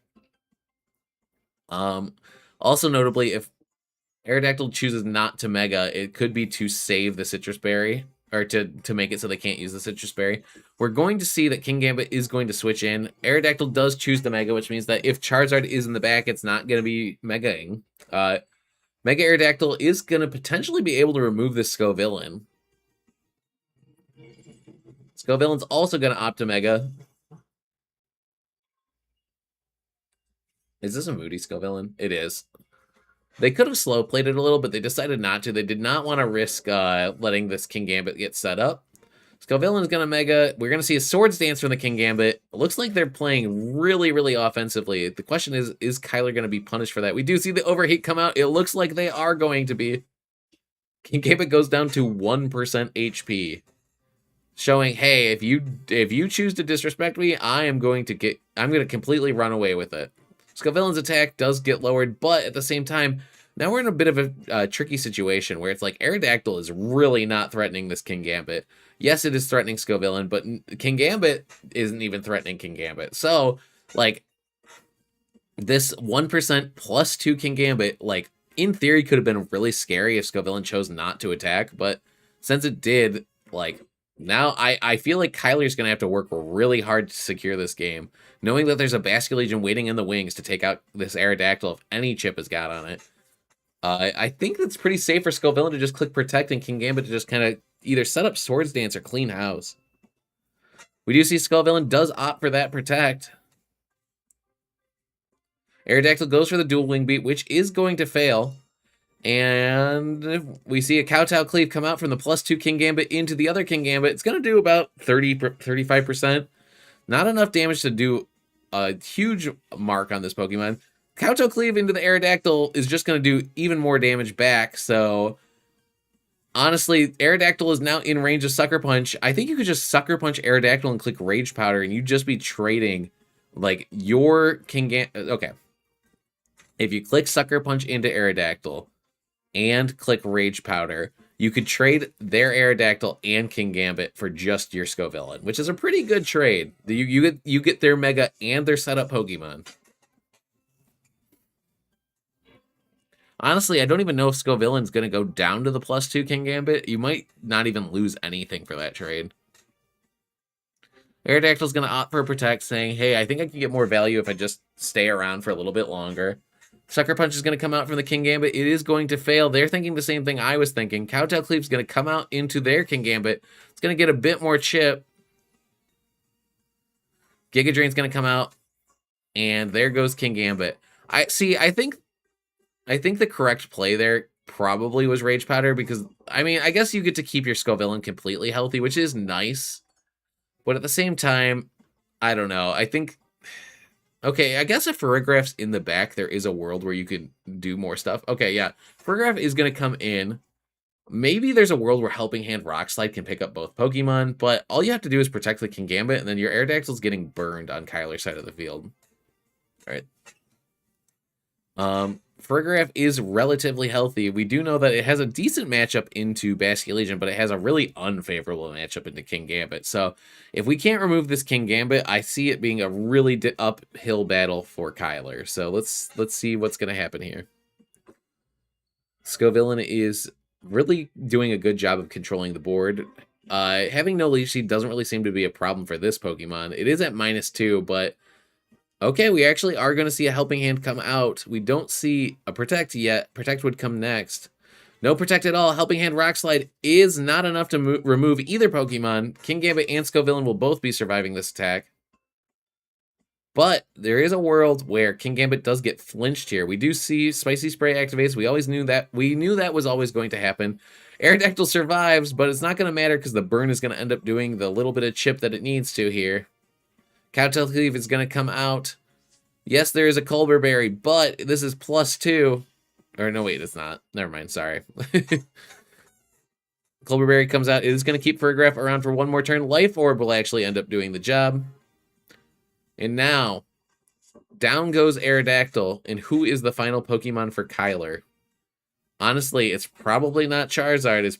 It's either Garchomp or Mamoswine. And both those Pokemon really, really, really don't want to get burned by this Scovillain. It is going to be that Mamoswine. Here comes Basculegion. Basculegion is looking hungry for this victory. I think even if you click Helping Hand Earthquake, I guess, well, this Mamoswine doesn't have Earthquake. I finished 3-2. Not horrible. No, 3-2 is great. Let's see if I get top cut. There is no top cut in our tournament. We do have a top 8, so we will make an announcement about it tomorrow and just give you a little, like, acknowledgement for your well played games. But yeah, no top cut right now because I have to go to bed. I can't be up until like 2 a.m. So all right, we're gonna see Rage Powder is gonna come out. Notably, this Mamoswine does not have any good spread moves, so it's just gonna be hitting this Scovillain and taking it out, but getting burned for its troubles. Mamoswine's going to take the Life Orb and Burn Chip. It's going to be in a pretty rough position. We're going to see the Wave Crash connect into the Farragraph.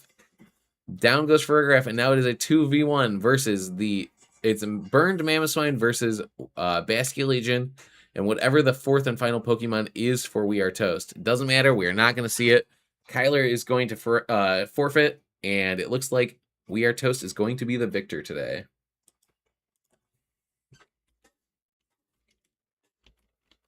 GG's it was a fun. GG's all it was fun. I agree. It was a really fun set. So We Are Toast is going to actually be the victor of the tournament today. Congratulations, We Are Toast. You did a fantastic job playing. We are going to actually call it in just a second here. I have to let you guys go. I will end the tournament on the Discord, and I will make a top 8 announcement. I hope you guys all had fun. I know I did. We are going to be rating the... we're going to be rating Adriana. So say hi to Adriana for me, and I hope you guys have a great day. Bye-bye.